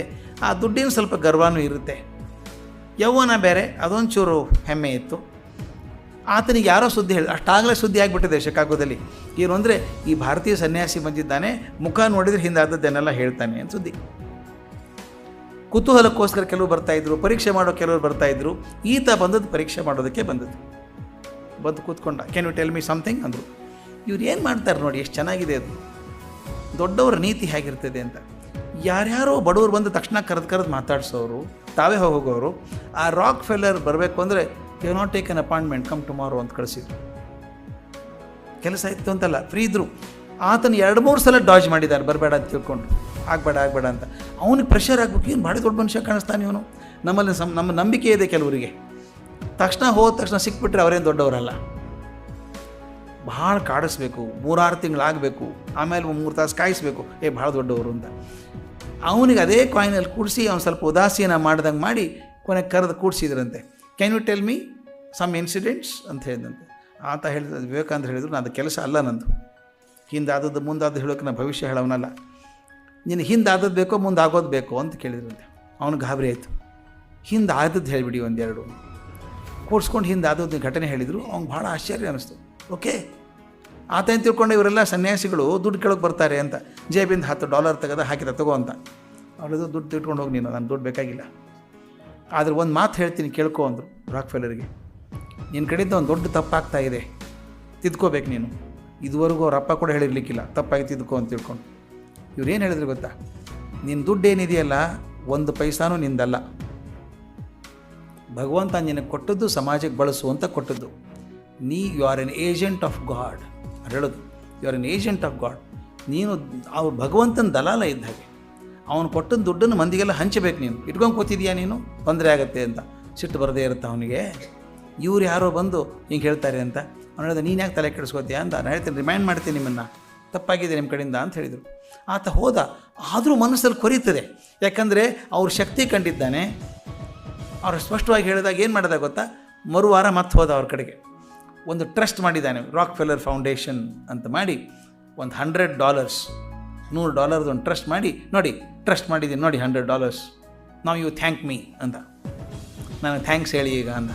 ಅದಕ್ಕೆ ವಿವೇಕಾನಂದರು ಏನು ಹೇಳಬೇಕು, I don't have to thank you, but you should thank me. ನಾನು ಧನ್ಯವಾದ ನೀನು ಹೇಳಬೇಕು. ಯಾಕೆ ಗೊತ್ತಾ, ನೀ ಮರ್ತೇ ಬಿಟ್ಟಿದ್ದಲ್ಲ ಏಜೆಂಟ್ ಅನ್ನೋದನ್ನು, ನಾನು ನೆನಪು ಮಾಡ್ಕೊಳ್ಳಿಲ್ವಾ? ನೀನು ದೇವರ ಏಜೆಂಟ್ ಅನ್ನೋದು ಮರ್ತೇ ಬಿಟ್ಟಿದ್ದೆ, ನಾನು ನೆನಪು ಮಾಡಿಕೊಟ್ಟಿದ್ದೇನೆ, ಧನ್ಯವಾದ ನೀ ಹೇಳಬೇಕು ನನಗೆ ಅಂದರು. ಸಿಟ್ಟು ಬಂದುಬಿಡ್ತು. ಆದರೆ ಮುಂದೆ ಅವನು ತನ್ನ ಗಳಿಸಿದ ಬಹುಪಾಲು ದೊಡ್ಡ ದುಡ್ಡನ್ನು ಅದಕ್ಕೆ ಹಾಕಿ ಫೌಂಡೇಶನ್ ಮಾಡಿ ಎಜುಕೇಷನ್ಗೆ ಅನುಕೂಲ ಮಾಡಿದ. ಅದಕ್ಕೆ ಅವ್ರು ಹೇಳ್ತಾರೆ, ನಾನು ಭಗವಂತನ ಶಿಷ್ಯ, ನಾನು ಭಗವಂತನ ಶಿಷ್ಯರ ಶಿಷ್ಯ, ನಾನು ಕಳಿಸಿದ್ದಾನೆ ನಿನಗೆ ಹೇಳು ಅಂಥೇಳಿ. ಇಲ್ಲಿ ನೋಡಿ ಯಾವ ಹೊತ್ತೇಲಿ ಕೆಲಸ ಆಯಿತು. ಅವನಿಗೆ ಯಾವಾಗಲೂ ಹಂಗಿತ್ತು ನಾನು ಮಾಡ್ತೀನಿ ಅಂತ. ಅದನ್ನು ಉತ್ತೇಜನ ಕೊಡಬೇಕು. ನಿನ್ನ ಮನೆ ದುಡ್ಡಿದೆ, ಶಿಕ್ಷಣ ಇದೆ, ನಿನಗೆ ಸಾಕಷ್ಟು ಜನಕ್ಕೆ ಅನುಕೂಲ ಮಾಡಿಕೊಂಡು ಹೆಸರು ಕಾಯಂ ಆಗುತ್ತೆ. ಅವನಿಗೆ ಸೆಲ್ಫ್ ಎಸ್ಟೀಮ್ ಲೆವೆಲಲ್ಲಿ ಆಗಬೇಕು. ನೀನು ಮಾಡು, ರಾಕ್ ಫೆಲ್ಲರ್ ಫೌಂಡೇಶನ್ ಆಗುತ್ತೆ. ಅಂದರೆ ಯಾರ್ಯಾರನ್ನು ಯಾವ್ಯಾವ ಮಟ್ಟದಲ್ಲಿ ಮುಟ್ಟಬೇಕೋ ಅದೇ ಮಟ್ಟದಲ್ಲಿ ಮುಟ್ಟಿದಾಗ ಮಾತ್ರ ಪ್ರಚೋದನೆ ಕೊಡೋಕ್ಕೆ ಸಾಧ್ಯ, ಇಲ್ಲದಿದ್ರೆ ಆಗೋಕ್ಕೆ ಸಾಧ್ಯ ಇಲ್ಲ. ಆತ ಕೊಟ್ಟು ರಾಕ್ ಫೆಲ್ಲರ್ ಫೌಂಡೇಶನ್ ಮಾಡಿ ಹೇಳ್ತಾರೆ, ನಾನು ದೇವರ ಭಕ್ತನಾದ ನಾನು ನಿನಗೆ ರಿಮೈಂಡ್ ಮಾಡಿದ್ದೀನಿ, ನಂಬಿಕೆ ಇದು ಕೊಡಬೇಕು, ನೀನು ಥ್ಯಾಂಕ್ಸ್ ಹೇಳಬೇಕು ಅಂತ. ಈ ಪ್ರವಾಸ ಹೋಗ್ತಾ ಇದ್ದರು ಸ್ವಾಮೀಜಿ ಮೇಲೆ. ಒಂದು ಸಲ ಕೈರೋಕ್ಕೆ ಹೋದರು, ಈಜಿಪ್ತಿಗೆ ಹೋಗಿ ಕೈರೋಕ್ಕೆ ಹೋದರು. ಕರ್ಕೊಂಡು ಹೋದವರು ಕೂಡ ಎಲ್ಲಿ ಹೋಗಬೇಕು ಅಂತ ಗೊತ್ತಿಲ್ಲ. ಸಾಮಾನ್ಯವಾಗಿ ಗೈಡ್ ಆದವರಿಗೆ ಊರು ಗೊತ್ತಿರಬೇಕು. ನಮ್ಗೆ ಗೊತ್ತು, ಬನ್ನಿ ಹೀಗೆ ಹೋಗೋಣ ಅಂತ ನಡ್ಕೊಂಡು ಹೋಗ್ತಾಯಿದ್ರು. ವಿವೇಕಾನಂದ ಜೊತೆಗೆ ಒಂದು 8-10 ಜನ ಇದ್ದಾರೆ, ನಡ್ಕೊಂಡು ಹೋಗ್ತಾಯಿದ್ರು. ಅರ್ಧ ದಾರಿಗೆ ಹೋದ್ಮೇಲೆ ಗೊತ್ತಾಯಿತು ನಾವು ಬೇರೆ ದಾರಿಗೆ ಬಂದುಬಿಟ್ಟಿದ್ದೀವಿ ಅಂತ. ಆ ದಾರಿ ಯಾವುದು ಅಂದರೆ ವೈಶ್ಯರ ಬೀದಿ. ಇವರಲ್ಲಿ ಹೋಗ್ಬಿಟ್ಟು, ಇವರು ಎತ್ತರದ ಎಲ್ಲರಲ್ಲೂ ಕಾಣಿಸೋವಂಥ ವ್ಯಕ್ತಿ, ದೊಡ್ಡ ವ್ಯಕ್ತಿ. ಅಲ್ಲೆಲ್ಲ ವೈಶ್ಯರ ಮನೆಗಳಿದ್ದಾವೆ. ಅಲ್ಲಿದ್ದಂಥ ಹುಡುಗಿಯರೆಲ್ಲ ಬಂದು ಇವ್ರು ನೋಡಿಬಿಟ್ಟು ನಗೋಕ್ಕೆ ಶುರು ಮಾಡೋದು, ಕೈ ಮಾಡಿ ಬಾ ಅಂತ ಕರೆಯೋದು ಶುರು ಮಾಡಿಬಿಟ್ರು. ಸುತ್ತಮುತ್ತವರು ಭಾಳ ಕಿರಿಕಿರಿ ಆಗಿಬಿಡ್ತು. ತಪ್ಪು ಮಾಡಿದ್ವಿ ನಾವು, ಸ್ವಾಮಿಗಳನ್ನ ಕರ್ಕೊಂಬರಬಾರ್ದಾಗಿತ್ತು, ಇಲ್ಲಿ ತಪ್ಪಾಯಿತು ಅಂತ. ಇವ್ರು ಏನು ಮಾಡಿದರು ಅಂದರೆ ಎಲ್ಲರೂ ಇದ್ದದನ್ನು ಮರೆತುಬಿಟ್ಟು ಅವ್ರನ್ನೇ ನೋಡ್ತಾ ನಿಂತ್ಕೊಂಡ್ಬಿಟ್ರು. ನಿಂತ್ಕೊಂಡು ಕ್ಷಣದಲ್ಲಿ ಕಣ್ಣಲ್ಲಿ ನೀರು ಸುರಿತಾ ಇದೆ, ಒಂದೇ ಸಹ ಮಾಡ್ತಾ ಇದ್ದಾರೆ. ಅವ್ರ ಜೊತೆಗಿದ್ದವ್ರಿಗೆ ಯಾಕೆ ಸ್ವಾಮಿ, ಏನು ಹೋಗೋಣ ಬನ್ನಿ, ಬೇಡ ಜಾಗ, ಈ ಜಾಗ ಹೋಗೋದು ಬೇಡ, ಬೇರೆ ರಸ್ತೆಗೆ ಹೋಗೋಣ ಬನ್ನಿ ಅಂತ. ಇವ್ರು ಹೇಳಿದ್ರಂತೆ, ಪಾಪ ಆ ಹೆಣ್ಮಕ್ಳೆಲ್ಲ ತಮ್ಮ ಸೌಂದರ್ಯ ದೇಹದಲ್ಲಿದೆ ಅಂತ ತಿಳ್ಕೊಂಡಿದ್ದಾರೆ. ಎಷ್ಟು ದೊಡ್ಡ ಮಾತು ಗೊತ್ತಾ ಅದು. ತಮ್ಮ ಸೌಂದರ್ಯ ದೇಹದಲ್ಲಿದೆ ಅಂತ ತಿಳ್ಕೊಂಡಿದ್ದಾರೆ, ಒಳಗೊಂದು ಅದ್ಭುತವಾದ ಆತ್ಮ ಇದೆ ಅನ್ನೋದು ಗೊತ್ತಿಲ್ಲ ಅವರಿಗೆ. He knows that they are prostitutes. ಅವ್ರ ವಯಸ್ಸು ಅಂತ ಗೊತ್ತು, ಅವ್ರ ಹಾವಭಾವ ಗೊತ್ತಾಗಿದೆ ಅವ್ರಿಗೆ. ಅದು ಹೇಳ್ತಾರೆ, ಅವ್ರ ಬಗ್ಗೆ ಬೇಜಾರಿಲ್ಲ, ದುಃಖ ಇಲ್ಲ, ಸಿಟ್ಟಿಲ್ಲ, ತಪ್ಪು ಯಾಕೆ ಬಂದ್ವಿ, ಇಲ್ಲಿ ಯಾಕೆ ಬಂದ್ವಿ ನಾವು ಅಂತ ಬೇಜಾರಿಲ್ಲ. ಛೇ, ಎಂಥ ಮಹಿಳೆಯರು ಪಾಪ ತಮ್ಮ ಸೌಂದರ್ಯ ಬರೀ ದೇಹದಲ್ಲಿದೆ ಅಂತ ಅಂದ್ಕೊಂಡಿದ್ದಾರೆ. ಅಂದ್ಕೊಂಡಾಗ ಇವ್ರ ಕಣ್ಣಲ್ಲಿ ನೀರು, ಇವ್ರ ಹಾವಭಾವ ನೋಡಿ ಆ ಮಹಿಳೆಯರು ಏನು ಮಾಡಿದರು ಅಂತ ಬರೀತಾರೆ. ಅದ್ಭುತ. ಆ ಶಿಷ್ಯರು ಹೇಳ್ತಾರೆ, ನಾವು ಕಲ್ಪನೆ ಮಾಡೋಕ್ಕೆ ಸಾಧ್ಯ ಇಲ್ಲ, ಅಲ್ಲಿಂದ ಹೋದ್ರೆ ಸಾಕು, ನಾವು ನಿಂತಿದ್ದೀವಿ, ಅವರೆಲ್ಲರೂ ಬಂದರು ಹೆಣ್ಮಕ್ಳು. ಅವ್ರೊಬ್ಬರಿಗೂ ಇಂಗ್ಲೀಷ್ ಬರೋಲ್ಲ. ಅವರೆಲ್ಲ ಬಂದು ಮೊಳಕಾಲೂರಿ, ಅಲ್ಲಿ ಯುರೋಪಲ್ಲಿ ಇರುವಂಥ ಹಾಗೆ, ಅಲ್ಲಿ ಬೇರೆ ದೇಶ ಇರುವಂಥ ಹಾಗೆ ಬಂದು ಮೊಳಕಾಲೂರಿ ಇವ್ರು ಹಾಕ್ಕೊಂಡಿದ್ರಲ್ಲ ಕಾವಿ ಬಟ್ಟೆ, ಆ ಶಾಲಿನ ತುದಿಯನ್ನು ಮುಟ್ಟಿ ಕಣ್ಣಿಗೆ ಹೊತ್ಕೊಂಡು ಹಮ್ರೆ ಡೆ ಡಯಾಸ್, ಹಮ್ರೆ ಡೆ ಡಯಾಸ್ ಅಂತಿದ್ರಂತೆ ಪ್ರತಿಯೊಬ್ಬರು. ಹಮ್ರೆ ಡೆ ಡಯಾಸ್ ಅಂದರೆ ಮ್ಯಾನ್ ಆಫ್ ಗಾಡ್, ಭಗವಂತನ ಮನುಷ್ಯ ಈತ ಇವ್ರು ಮಾಡಿದ ಒಂದು ಅರ್ಥ ಆಗಿಲ್ಲ ಅವರಿಗೆ. ಅವ್ರು ಎಲ್ಲರೂ ಬಂದು ಅದು ನೋಡಿ ಹೇಗಿದೆ, ಅವ್ರ ಮೊದಲ ಮನಸ್ಸಲ್ಲಿ ಏನಿತ್ತು ಭಾವನೆ, ಇವ್ರನ್ನ ಕಾಮವಾಸನೆಯಿಂದ ಕರೆದಿದ್ದವರು. ಆದರೆ 2 ನಿಮಿಷದಲ್ಲಿ ಇವ್ರ ಕಣ್ಣಲ್ಲಿ ಕಂಡಂಥ ನೀರು, ಕಣ್ಣಲ್ಲಿ ಕಂಡಂಥ ಪ್ರಾಮಾಣಿಕತೆ ಇದೆಯಲ್ಲ, ತಕ್ಷಣ ಮಹಿಳೆಯರು ಬಂದು ಮೊಳಕಾಲೂರಿ ಆ ಕಾವಿ ಬಟ್ಟೆ ಕಣ್ಣು ಹೊತ್ಕೊಂಡು ಹಮ್ರೆ ಡೆ ಡಯಾಸ್, ಮ್ಯಾನ್ ಆಫ್ ಗಾಡ್, ಭಗವಂತನ ಮನುಷ್ಯ ಈತ ಅಂದು ನಮಸ್ಕಾರ ಮಾಡಿ ಹೋಗಬೇಕಾದ್ರೆ, ನಮ್ಮ ದೇಶದಲ್ಲಾದರೆ ಮಾತು ಬೇರೆ, ಆ ಬೇರೆ ದೇಶ ಸಂಸ್ಕೃತಿ ನಮ್ಗೆ ಗೊತ್ತಿಲ್ಲ ಅವ್ರಿಗೆ, ಅಂಥದ್ದು ಅವ್ರು ಬಂದು ಹೋಗಬೇಕಾದ್ರೆ ಇದು ನೋಡಿ ಎಲ್ಲಿದೆ ಅಂತ. ಲವ್ ಆ್ಯಂಡ್ ಅಫೆಕ್ಷನ್ ನೀಡ್ಸ್, ಎಲ್ಲಿ ಯಾವುದನ್ನು ಕೊಡಬೇಕೋ ಕೊಡಬೇಕು. ಅವ್ನು ರಾಕ್ ಫೆಲ್ಲರ್ನ 2 ತಾಸು ಕಾಯಿಸಬೇಕು, ಯಾಕಂದ್ರೆ ಅವ್ನು ಸೆಲ್ಫ್ ಎಸ್ಟೀಮ್ ಮುಟ್ಟಬೇಕಾಗಿದೆ. ಇಲ್ಲಿ ಸೆಲ್ಫ್ ಎಸ್ಟೀಮ್ ಬೇಕಾಗಿಲ್ಲ, ಅವ್ರು ಬೇಕಾದದ್ದು ನಿರ್ವ್ಯಾಜ ಅಂತಃಕರಣ, ಪ್ರೀತಿ ಮಾತ್ರ ಬೇಕಾದದ್ದು. ಪ್ರೀತಿ ತಪ್ಪಿಸ್ಕೊಂಡದ್ದು ತಾನೇ ಹಿಂಗಾದದ್ದು ಅವರು. ಅದಕ್ಕೆ ಅಲ್ಲಿ ಎಷ್ಟು ಅದ್ಭುತವಾದಂಥ ಕರುಣೆ ಅದು. ಕಣ್ಣಲ್ಲಿ ನೀರು ಇಳಿತಾ ಕೂತ್ಕೊಂಡು ಪಾಪ ಈ ಮಹಿಳೆಯರು ತಮ್ಮ ಸೌಂದರ್ಯ ಎಲ್ಲ ದೇಹದಲ್ಲಿದೆ ಅಂದ್ಕೊಂಡಿದ್ದಾರೆ ಭಗವಂತ ಅಂತ ಕಣ್ಣೀರು ಸುರಿಸಿದಾಗ ಅವ್ರಿಗೆ ಗೊತ್ತಾಯಿತು ಈ ಮನುಷ್ಯ ಬೇರೆ ಇದ್ದಾನೆ ಅಂತ. ಒಂದು ಕ್ಷಣದಲ್ಲಿ ಪರಿವರ್ತನೆ ಮಾಡುವಂಥ ಶಕ್ತಿ ಯಾಕಿತ್ತು ಅಂದರೆ ಅವರ ಅವಶ್ಯಕತೆಗಳನ್ನು ನೋಡಿ ಅವಶ್ಯಕತೆಗಳನ್ನು ಮಾತ್ರ ಮುಟ್ತಾ ಇದ್ದರು. ಅದರಿಂದ ಕೈರೋದಲ್ಲಾದಂಥದ್ದು. ಇನ್ನೊಂದು ಘಟನೆ ಬನಾರಸ್ ಅಲ್ಲಾದದ್ದು, ವಾರಣಾಸಿಯಲ್ಲಿ ಆದದ್ದು. ಅಲ್ಲೊಬ್ಬರು ಸ್ವಾಮಿ ವಿಶುದ್ಧಾನಂದರು ಅಂತ ಇದ್ದರು. ಹೆಸರು ಭಾಳ ಚಂದ, ವಿಶುದ್ಧಾನಂದರು. ಹಿರಿಯರು, ಸುಮಾರು 85-86 ವರ್ಷ ಅವರಿಗೆ. ಪ್ರಕಾಂಡ ಪಂಡಿತರು, ಶಾಸ್ತ್ರದಲ್ಲಿ ತಲಸ್ಪರ್ಶಿಯಾದ ಅಧ್ಯಯನ ಅವ್ರದ್ದೆಲ್ಲ. ಆದರೆ ವಿಪರೀತ ಮಡಿ ಅಂದರೆ ಅಸಾಧ್ಯ, ಅನಾಹುತ ಮಡಿ ಅಂತಾರಲ್ಲ ಹಾಗೆ. ಹೇಗೆ ಮಡಿ ಅಂದರೆ ಬೇರೆಯವರು ಯಾರಾದರೂ ನೋಡೋದಂತೂ ಬೇಡ, ಅವ್ರ ಧ್ವನಿ ಕೇಳಿಸಿರ ಮೈಲಿಗೆ ಆಯಿತು ಅಂತ ಸ್ನಾನ ಮಾಡ್ತಾಯಿದ್ರು. ಈ ಥರದ ಅತ್ಯಂತ ಅನಾಹುತ ಮಡಿ ಇದ್ದಂಥವ್ರು. ಆದರೆ ಗೌರವ ಯಾಕಿತ್ತು ಅಂದರೆ ಸ್ಕಾಲರ್, ದೊಡ್ಡ ಜ್ಞಾನಿ ಅಂತ ಪಂಡಿತರು ಅಂತಿದ್ರು. ಅದರಲ್ಲೇ ಜೀವನ ಕಳೆದು 85 ವರ್ಷ, 1 ವರ್ಷ 2 ವರ್ಷ, 85 ವರ್ಷ ಅದೇ ನಂಬಿಕೆಯಲ್ಲಿ ಬೆಳೆದವರು. ಒಂದು ಸಲ ಯಾವುದೋ ಕಾರಣಕ್ಕೆ ವಿವೇಕಾನಂದರು ಅವ್ರ ಮನೆಗೆ ಹೋದರು. ಹೋಗಿ ಅವ್ರ ಹತ್ರ ಮಾತಾಡಿದರು. 2 ಸಲ ಮಾತಾಯಿತು, 3 ಸಲ ಮಾತಾಯಿತು, 4 ಸಲ ಆಗೋದ್ರೊಳಗೆ ಏನಾಯಿತು ಅಂತ ತಮಾಷೆ ಹೇಳ್ತಾರೆ. ವಿಶುದ್ಧಾನಂದರು ಹೇಳ್ತಾರೆ, ನಮ್ಮ ಭಾರತದ ಸಂಸ್ಕೃತಿಯ ರಾಯಭಾರಿ ಅಂದರೆ ವಿವೇಕಾನಂದರು ಮಾತ್ರ, ನಾವು ಯಾರೂ ಅಲ್ಲ. 85 ವರ್ಷ ಒಂದು ನಂಬಿಕೆಯನ್ನು ಬಲವಾಗಿ ಹಿಡ್ಕೊಂಡಂಥ ಮುದುಕರು, ತಾನು ಮತ್ತೊಬ್ಬರು ನೋಡಬಾರ್ದು, ಮಾತಾಡಬಾರ್ದು ಅಂತನ್ನುವಂಥ ನಂಬಿಕೆ ಇದ್ದವರು ವಿವೇಕಾನಂದರ ಬಗ್ಗೆ ಹೇಳ್ತಾರೆ, ಸಾಂಸ್ಕೃತಿಕ ರಾಯಭಾರಿ ಅಂದರೆ ಇವರೊಬ್ಬರೇ, ನಾವು ಅವರ ಹಾದಿಯನ್ನು ಪಾಲಿಸಬೇಕು ಅಂತ. ಎಲ್ರಿಗೂ ಆಶ್ಚರ್ಯ ಆಯಿತು. ವಾರಣಾಸಿಯಲ್ಲಿದ್ದಂಥ ವಿಶುದ್ಧಾನಂದರು ಈಗ ಮತ್ತೊಬ್ಬರ ಧ್ವನಿ ಕೇಳೋದಿಲ್ಲ, ಅವ್ರನ್ನ ಕಂಡು ಮಾತಾಡಿಸ್ತಾರೆ, ಅವ್ರ ಹತ್ರ ಕೂತ್ಕೋತಾರೆ ಅಂದರೆ ಅಸಾಧ್ಯ ಅನ್ನಿಸ್ತು. ಈ ಬದಲಾವಣೆ ಒಂದು ಕ್ಷಣದಲ್ಲಿ ಆಗುವಂಥದ್ದು ನೋಡಿ ಹೇಗಾಗುತ್ತೆ. 2 ಸಲ ಮಾತಾಡೋದ್ರೊಳಗೆ 85 ವರ್ಷದ ನಂಬಿಕೆ ಬುಡ ಕಳಚಿ ಬಿದ್ದು ಹೋಗ್ತದೆ, ಅವ್ರು ಸಮಾಜಮುಖಿ ಆಗ್ತಾರೆ. ಯಾಕಂದರೆ ಅಲ್ಲಿ ಆತ್ಮ ಸಾಕ್ಷಾತ್ಕಾರದ ಮಾತನ್ನು ಮಾತ್ರ ಆಡಿದ್ದಾರೆ. ಅವ್ರಿಗೆ ಯಾವ ಭಯನೂ ಇಲ್ಲ ವಿಶುದ್ಧಾನಂದರಿಗೆ, ಆ ಮಟ್ಟಕ್ಕೆ ಮುಟ್ಟಿದವರು. ಅಲ್ಲಿ ಹೇಳಿ ನಿಜವಾದ ಅಧ್ಯಾತ್ಮ ಅಂದರೆ ಯಾವುದು ತಾವೆಲ್ಲ ಗಮನಿಸಿದ್ದೀರಿ. ಶಂಕರಾಚಾರ್ಯರು ಕಾಶಿಗೆ ಹೋದಾಗ ಆ ಘಟ್ಟಕ್ಕೆ ಸ್ನಾನಕ್ಕೆ ಹೋಗ್ತಿರ್ಬೇಕಾದ್ರೆ ಒಬ್ಬ ಚಾಂಡಾಲ ಬರ್ತಾನೆ ಎದುರಿಗೆ. ಚಾಂಡಾಲ ಹಾದಿ ಬಿಡು ಅಂದರು. ಅಂದ ತಕ್ಷಣ ಚಾಂಡಾಲ ಕೇಳಿದ, ನಕ್ಬಿಟ್ಟು ಕೇಳಿದ, ಹಾದಿ ಬಿಡು ಅಂತ ಯಾರಿಗೆ ಹೇಳಿದ್ರಿ? ದೇಹಕ್ಕೆ ಹೇಳಿದ್ರು, ಒಳಗಿರುವ ಆತ್ಮಕ್ಕೆ ಹೇಳಿದರು ಅಂತ. ನೋಡಿ, ಅಂತಹ ಮಹಾನುಭಾವರಾದಂಥ ಶಂಕರಾಚಾರ್ಯರಿಗೆ ಅವ್ರು ಎಷ್ಟು ತಕ್ಷಣ ತಮ್ಮ ಕರೆಕ್ಟ್ ಮಾಡ್ಕೊಳ್ಳೋ ಅವಕಾಶ ಇರುತ್ತೆ ಅಂದರೆ, ಹೇಳಿದ ತಕ್ಷಣ ತಮ್ಮ ದಂಡವನ್ನು ಪಕ್ಕದಲ್ಲಿ ಕೊಟ್ಟು ದೀರ್ಘದಂಡ ನಮಸ್ಕಾರ ಮಾಡಿದರು. ನನಗೆ ಜ್ಞಾನ ಕೊಟ್ಟೆಪ್ಪ, ನೀನು ತಪ್ಪು ತಿಳ್ಕೊಂಡಿದ್ದೆ, ನಾನು ಇದೇ ಆತ್ಮ ಅಂದ್ಕೊಂಡ್ಬಿಟ್ಟಿದ್ದೆ ದೇಹ ನೋಡಿ. ನಾನು ಇಲ್ಲಿ ವಿಶುದ್ಧಾನಂದರು 85 ವರ್ಷ ಇದ್ದಾಗ ಅವ್ರೇನು ನಂಬಿಕೆಗಳಿತ್ತೋ ಆ ನಂಬಿಕೆಗಳ ಮೂಲಕನೇ ಅವ್ರ ಜೊತೆ ಉಪನಿಷತ್ತನ್ನು ಚರ್ಚೆ ಮಾಡಿ, ವೇದಗಳ ಬಗ್ಗೆ ಚರ್ಚೆ ಮಾಡಿ, ಅವಾಗ ಅನ್ನಿಸ್ತು ವಿವೇಕಾನಂದ ಸಣ್ಣವರಲ್ಲ, ಅಧ್ಯಾತ್ಮವನ್ನು ಚೆನ್ನಾಗಿ ತಿಳ್ಕೊಂಡಿದ್ದಾರೆ, ವೇದಾಂತ ಸಾರ ತಿಳ್ಕೊಂಡಿದ್ದಾರೆ ಅಂತ ಒಪ್ಪಿಸ್ಕೊಂಡ್ಬಿಟ್ಟು ದೆನ್ ಇದು ಅಲ್ಲ ಸರಿ, ಪ್ರತಿಯೊಬ್ಬರ ಹೃದಯದಲ್ಲದು ಆತ್ಮ ಅಲ್ವಾ, ಅದನ್ನ ಯಾಕೆ ನಾವು ಬೇರೆ ಮಾಡಬೇಕು ಅಂಥೇಳಿ 3-4 ಬಾರಿ ಮಾತಾಡೋದ್ರೊಳಗೆ 85 ವರ್ಷ ನಂಬಿಕೆಯನ್ನು ಬಿಡುವೆಲ್ಲ ಮಾಡಬೇಕು ಅಂತ ಸುಲಭ ಅಲ್ಲ. ಅದು ಆ ಶಕ್ತಿ ಅವ್ರಿಗಿತ್ತು. ನಮ್ಮ ಮದ್ರಾಸಿನ ಅಳಸಿಂಗ ಪೆರುಮಾಳ್ ಮದ್ರಾಸಲ್ಲಿ ಇದ್ದವರು, ಮೂಲತಃ ಅವ್ರ ಮನೆಯವರೆಲ್ಲ ಮಂಡ್ಯದವರು, ಅವ್ರ ಹಿಂದಿನ ತಲೆಮಾರಿನವರೆಲ್ಲ ಮಂಡ್ಯದವರು. ಆದರೆ ಇವರು ಹುಟ್ಟಿ ಬೆಳೆದು ಚಿಕ್ಕಮಗಳೂರಲ್ಲಿ ಅಳಸಿಂಗ ಪೆರುಮಾಳ್. ಮುಂದೆ ವಲಸೆ ಹೋಗಿ ಮದ್ರಾಸಲ್ಲೇ ಉಳ್ಕೊಂಡ್ಬಿಟ್ರು. ನೋಡಿ ಹೇಗೆ ಜೀವನದಲ್ಲಿ ಒಂದು ಘಟನೆ ಬರ್ತದೆ, ಅತ್ಯಂತ ಸಾಮಾನ್ಯರಾದವರು ಅಸಾಮಾನ್ಯರಾಗಿ ಬಿಡ್ತಾರೆ, ಕಲ್ಪನೆ ಕೂಡ ಮಾಡೋಕ್ಕಾಗಲ್ಲ. ಅಳಸಿಂಗ ಪೆರುಮಾಳ್ ವಿವೇಕಾನಂದರದ ಜೀವನ ಚರಿತ್ರೆಯಲ್ಲಿ ಬಹುದೊಡ್ಡ ಪಾತ್ರ. ಅದು ವಿವೇಕಾನಂದರು ಅಮೇರಿಕಕ್ಕೆ ಹೋಗೋದಕ್ಕೆ ಬಹುದೊಡ್ಡ ಪ್ರೇರಣೆ ಅಂದರೆ ಅಳಸಿಂಗ ಪೆರುಮಾಳ್. ಎಷ್ಟೋ ಕಡೆ ವಿವೇಕಾನಂದ ಹೇಳೇ ಬಿಡ್ತಾರೆ, ಈತ ಕಾಡಿಲ್ಲದೆ ಹೋದರೆ ನಾನು ಅಮೇರಿಕಕ್ಕೆ ಹೋಗ್ತಿರ್ಲಿಲ್ಲ ಅಂತ, ಅಷ್ಟು ಕಾಡಬೇಕು, ಹೋಗಿ ನೀವು ಅಂತೇಳಿ. ಆತ ಏನು ದೊಡ್ಡ ಶ್ರೀಮಂತಲ್ಲ, ಮೇಷ್ಟ್ರು. ತಾನು ಇಡೀ ತಿಂಗಳ ಸಂಬಳ ಎಲ್ಲ ಕೊಟ್ಬಿಡ್ತಿದ್ದ. ಆ ಪ್ರೀತಿ ಅದು ಅನನ್ಯವಾದಂಥ ಪ್ರೀತಿ. ಅದಕ್ಕೆ ಯಾರು ಬರೀತಾರೆ, ಭಾಳ ದೊಡ್ಡ ವಿಮರ್ಶಕರು ಬರೀತಾರೆ, ಸ್ವಾಮೀಜಿ ಬೇರೆ ಬೇರೆ ದೇಶಕ್ಕೆ ಹೋದಾಗ ಪತ್ರ ಬರೀತಿದ್ರಲ್ಲ, ಎಲ್ಲರೂ ಕೈಯಿಂದ ಪತ್ರ ಬರೀತಿದ್ರು. ಅತ್ಯಂತ ಹೆಚ್ಚಿನ ಪತ್ರಗಳನ್ನು ಪಡ್ಕೊಂಡವನು ಅಳಸಿಂಗ ಪೆರುಮಾಳ್ ಮಾತ್ರ. 41 ಪತ್ರ ಬರೆದಿದ್ದಾರೆ ಸ್ವಾಮೀಜಿ ಅವನಿಗೆ. ನೋಡಿ ಹೇಗೆ ಒಬ್ಬ ಹಿಂಬಾಲಕ ಆಗಬೇಕಾದ್ರೆ ಪೂರ್ತಿ ನಂಬಿಕೆಯಿಂದ ಹಿಂಬಾಲಕ ಆದವನು, ವಿವೇಕಾನಂದರನ್ನ ದೇವರೇ ಅಂತ ನಂಬಿಕೊಂಡವನು ಆಗ್ಬಿಟ್ಟು ಇವತ್ತು ಬಹುದೊಡ್ಡ ಪಾತ್ರ ವಿವೇಕಾನಂದರ ಜೀವನ ಚರಿತ್ರೆಯಲ್ಲಿ ಅವ್ರು ಸಿಗ್ತದೆ. ಏನು ತಾದಾತ್ಮ್ಯತೆ ಅದು. ಆದರೆ ಕೆಲವೊಂದು ಸಲ ಏನಾಗುತ್ತೆ ಗೊತ್ತಾ, ವಿವೇಕಾನಂದ ಹೋದಾಗ ಬರೀತಾರೆ ಮೈ ಮಡ್ರಾಸ್ ಇಡಿಯಟ್ಸ್ ಅಂತ ತಮಾಷೆ ಮಾಡ್ತಾರೆ, ಯಾಕಂದ್ರೆ ಪ್ರೀತಿಯಿಂದ ಬರೆಯುವಂಥದ್ದು ಅದು.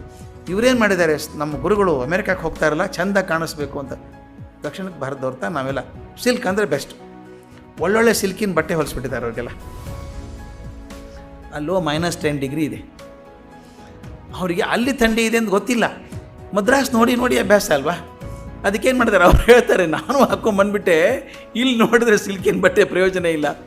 ಆದರೆ ತನ್ನ ಮನೆ ಉಪವಾಸ ಇಟ್ಟು ದುಡ್ಡಿಲ್ದೇನೆ ಗುರುಗಳಿಗೆ ಒಂದು ಸಿಲ್ಕಿನ ಮಾಡಿಕೊಟ್ಟದ ಬಟ್ಟೆ ಹಾಕಿಕೊಡುವಂಥದ್ದು. ಆ ತಾದಾತ್ಮ್ಯತೆಯನ್ನು ಬೆಳೆಸ್ಕೊಂಡವ್ರು. ಒಂದು ಟೀಮೇ ರೆಡಿ ಆಯಿತು, ದೊಡ್ಡ ಟೀಮ್ ರೆಡಿ ಆಯಿತು. ನಮ್ಮ ಕರ್ನಾಟಕದವರು ಡಾಕ್ಟರ್ ನಂಜುಂಡರಾವ್ ಅವ್ರ ಪತ್ರಗಳೆಲ್ಲ ಇದ್ದಾವೆ, ಮತ್ತು CG ನರಸಿಂಹಾಚಾರ್ಯರು ಅಂತ ಇವರಿಬ್ಬರು ಅವ್ರಿಗೆಲ್ಲ ಪತ್ರ ಬರೆದಿದ್ದಾರೆ. ನಂಜುಂಡರಾವ್ ನರಸಿಂಹಾಚಾರ್ಯರಿಗೆ ಒಂದು ಪತ್ರ ಬರೆದಿದ್ರು ವಿವೇಕಾನಂದರು, ಯಾವುದೋ ಒಂದು ಪುಸ್ತಕ ಬೇಕು ಕಳಿಸ್ಕೊಡು ಅಂತ. ಆವಾಗೆಲ್ಲ ಇಮೇಲ್ ಇಲ್ಲ, ಒಂದು ಮೇಲ್ ಪತ್ರ ಬರೆದ್ರು. ಇವ್ರೇನು ಮಾಡಿದ್ರು, ನರಸಿಂಹಾಚಾರ್ಯ ಹುಡುಕಾಡ್ಬಿಟ್ಟು ಎಲ್ಲ ಮಾಡಿ ಭದ್ರವಾಗಿ ಪ್ಯಾಕೆಟ್ ಮಾಡಿ ಕಳಿಸಿದ್ದಾರೆ. ಅಷ್ಟರಾಗಲಿ ವಿವೇಕಾನಂದ ಎಲ್ಲ ಕಡೆ ತಿರುಗಾಡ್ತಾರೆ, ಒಂದು ಕಡೆ ಇಲ್ಲಲ್ಲ ಅವರು.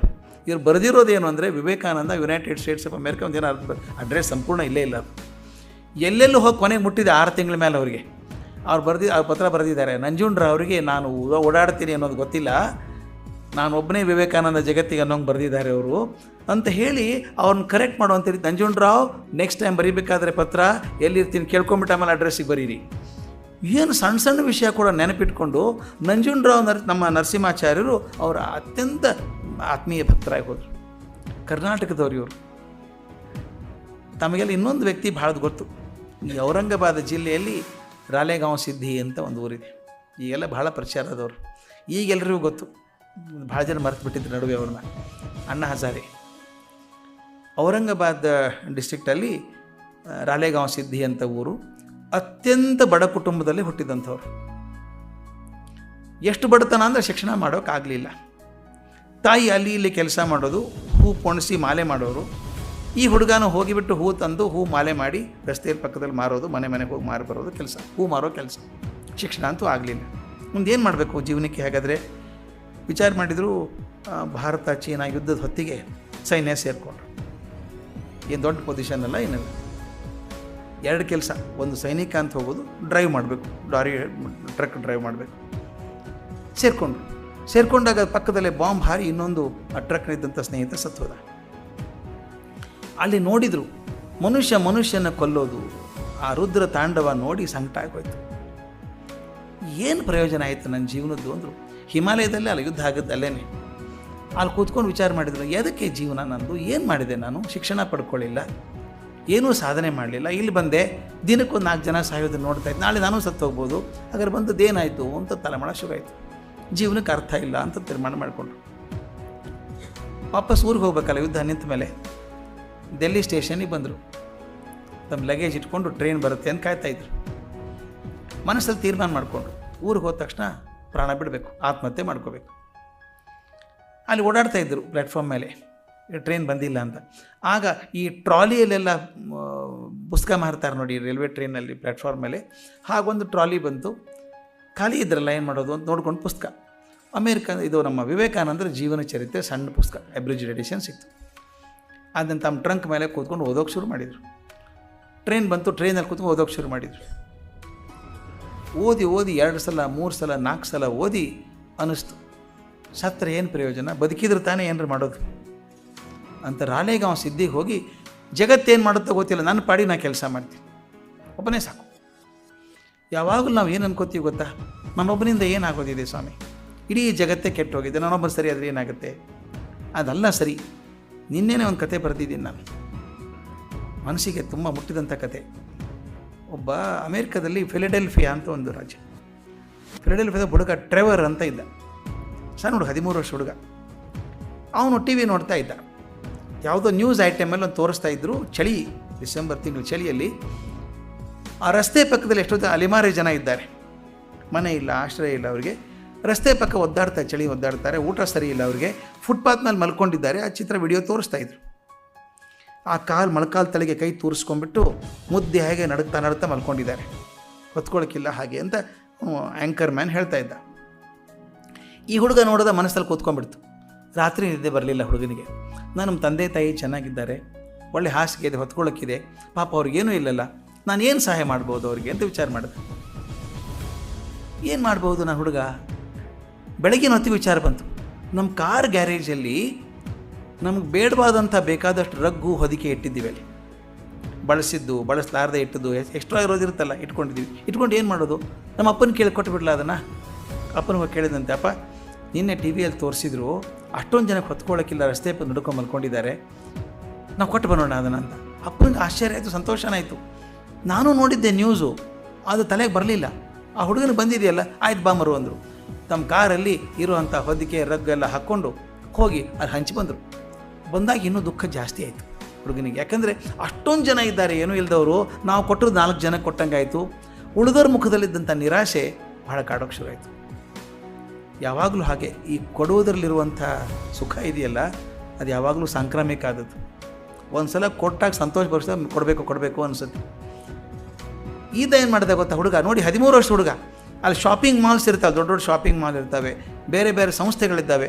ತಾನೇ ಕಾಗದದಲ್ಲಿ ಕೈಯಿಂದ ಬರೆದ, ತುಂಬ ಚಳಿ ನಡುಗ್ತಾ ಇದ್ದಾರೆ ಜನ, ಹೊತ್ಕೊಳ್ಳೋಕ್ಕಿಲ್ಲ, ಊಟ ಇಲ್ಲ, ಯಾರಾದರೂ ನಿಮ್ಮ ಮನೆಯಲ್ಲಿರುವಂಥ ಕಂಬಳಿ ಹೊದಿಕೆ ಕೊಡೋದಾದರೆ ನಮ್ಮ ಮನೆ ಅಡ್ರೆಸ್ ತಂದು ಕೊಡಿ ದಯವಿಟ್ಟು ಅಂತ ಗೋಡೆಗೆ ಅಂಟಿಸಿ ಬಂದು 16 ಕಡೆ ಅಂಟಿಸಿ ಬಂದ. ಜಗತ್ತಲ್ಲಿ ಇನ್ನೂ ಕರುಣೆ ಇದ್ದವ್ರು 100 ಜನ ಇದ್ದಾರೆ ಸರ್, 1000 ಜನ ಇದ್ದಾರೆ, ಕೊಡಬೇಕು ಅನ್ನೋ ಮನಸ್ಸಿದ್ದವರಿದ್ದಾರೆ. ಅದು ಎಲ್ಲಿ ಕೊಡಬೇಕು, ಯಾರಿಗೆ ಕೊಡಬೇಕು ಅಂತ ಗೊತ್ತಿಲ್ಲ. ಈತ ಅಂಟಿಸಿದ್ನಲ್ಲ, ಅದರ ಮರುದಿವಸ 3 ದಿವಸದೊಳಗೆ ಇವನು ಗ್ಯಾರೇಜ್ ತುಂಬುವಷ್ಟು ಬಟ್ಟೆ ಬಂದ್ಬಿಡ್ತು. ಇವನು ಅಪ್ಪನ ಕರ್ಕೊಂಡು ಟ್ರಿಪ್ ಮಾಡಿ ಎಲ್ಲ ಕೊಟ್ಟು ಬಂದ. ಇವನು ಎಷ್ಟು ಕೊಟ್ಟು ಬಂದ, ಆದರೆ ಜನ ಕೊಡೋದು ನಿಲ್ಲಿಸಲಿಲ್ಲ. ಅದು ಎಷ್ಟು ಬರೋಕ್ಕೆ ಶುರು ಆಯಿತು ಅಂದರೆ, ಅಪ್ಪ ಅಂದ ನಮ್ಮ ಜಾಗ ಇಲ್ಲ ಮನೆಯಲ್ಲಿ, ಇನ್ನೊಂದು ಬಾಡಿಗೆ ತೊಗೊಂಡ್ರು ಮನೆ, ಅಲ್ಲಿ ಹಾಕಿದರು. ಮತ್ತೊಂದು ಮನೆ ತೊಗೊಂಡ್ರು. ಅದು ಇನ್ನೂ ಬರ್ತಾನೆ ಇತ್ತು ಸಾಮಾನೆಲ್ಲನೂ. ಇವತ್ತಿಗೂ ನೀವು ಹೋದರೆ ಫಿಲಡೆಲ್ಫಿಯಾದಲ್ಲಿ ಟ್ರೆವರ್ಸ್ ಪ್ಲೇಸ್ ಅಂತ ಎಷ್ಟೊಂದು ಗೋಡೌನ್ ಕಟ್ಟಿದ್ದಾರೆ ಗೊತ್ತಾ? ಸುಮಾರು ಗೋಡೌನ್ ಈಗಿದೆ. ಯಾರಿಗೆ? ಅಲ್ಲಿ ಹೊಟ್ಟೆಗಿಲ್ದಂಥವರಿಗೆ ಆಹಾರ, ಹೊದ್ಕೊಳ್ಳೋಕೆ ಬಟ್ಟೆ. ಆ ಗೋಡೌನ್ ಒಂದು 25-30 ಗೋಡೌನ್ ಫಿಲಡೆಲ್ಫಿಯಾದಲ್ಲಿ ಇದೆ. ಒಬ್ಬ ಹುಡುಗ ಕನಸು ಕಂಡದ್ದಕ್ಕೆ ಇವತ್ತು ಎಷ್ಟೊಂದು ಜನ ಹೊಟ್ಟೆ ತುಂಬುತ್ತದೆ, ಹೊದಿಕೆ ಆಗಿದೆ. ಇದನ್ನು ಎಷ್ಟು ಚಂದ ನೋಡಿ ಹೇಗಿದೆ ಅಂತ. ಈ ಅಣ್ಣಾ ಹಜಾರೆ ವಿಚಾರ ಮಾಡಿಕೊಂಡು ನಾನು ಏನು ಮಾಡಿದೆ, ಹಾಗಾದರೆ ವಾಪಸ್ ಹೋಗ್ತೇನೆ, ನನ್ನ ಕೈಲಿ ಆಗೋದನ್ನು ಮಾಡ್ತೀನಿ. ಏನು ಮಾಡ್ತೀನಿ? ನಮ್ಮ ಹುಡುಗರು ತಂಬಾಕು ತಿನ್ನಬಾರ್ದು, ಸೆರೆ ಕುಡಿಬಾರ್ದು, 2 ಸಾಕು. ನಮ್ಮ ಊರನ್ನು ಈ ಗುಟ್ಕಾದಿಂದ, ತಂಬಾಕಿನಿಂದ, ಸಿಗರೇಟಿಂದ, ಆಲ್ಕೋಹಾಲಿಂದ ಬಿಡುಗಡೆ ಮಾಡ್ತೀನಿ ಅಂತ ಹಠ ಹಿಡೋಕ್ಕೆ ಶುರು ಮಾಡಿದರು. ಭ್ರಷ್ಟಾಚಾರದ ಹೋರಾಡ್ತೀನಿ ಅಂತ ಶುರು ಮಾಡಿದರು. ಇರೋ ದೇವಸ್ಥಾನ ಪಕ್ಕ ಸಣ್ಣ ರೂಮಲ್ಲೇ ಇರೋದು, ಈಗಾದರೂ ಹಾಗೆ ಇರ್ತಾರೆ. ಶುರು ಮಾಡಿ ಒಂದು ಭ್ರಷ್ಟಾಚಾರದ ವಿರುದ್ಧ ಒಂದು ನೇತಾರರಾಗಿ ಹೋದರು. ಒಂದೇ ಒಂದು ಸ್ಫೂರ್ತಿಯವರು ಸಿಕ್ಕಿದ್ದು, ಒಂದು ರೈಲ್ವೆ ಪ್ಲ್ಯಾಟ್ಫಾರ್ಮ್ ಸಿಕ್ಕಂಥ ವಿವೇಕಾನಂದರ ಜೀವನ ಚರಿತ್ರೆ. ಯಾಕೆ ಈ ಮಾತನ್ನು ಹೇಳ್ತೀನಿ? ವಿವೇಕಾನಂದರೆ ಮುಂದಿರಬೇಕಾಗಿಲ್ಲ, ಚೈತನ್ಯ ತುಂಬಬೇಕಾದ್ರೆ ಅವರ ಮಾತು ಸಾಕು, ಅವರ ಲೇಖನ ಸಾಕು, ಅವರ ಬರಹ ಸಾಕು. ಇವತ್ತು ಒಬ್ಬ ಸಾಮಾನ್ಯ ಮನುಷ್ಯ ಸೈನಿಕನಾಗಿ ಹಾಗೆ ಬರತು ಹೋಗ್ಬೋದಂಥ ಮನುಷ್ಯ ಇವತ್ತು ನಮ್ಮ ಭಾರತ ದೇಶದಲ್ಲಾಗಲಿ ಜಗತ್ತಿನಲ್ಲಾಗಲಿ ಭ್ರಷ್ಟಾಚಾರದ ವಿರುದ್ಧ ಒಂದು ಮುಖ ಆಗಿ ನಿಂತಿದ್ದಾರೆ. ಇದಾಗೋದಕ್ಕೆ ಕಾರಣ ಸ್ವಾಮಿ ವಿವೇಕಾನಂದರು.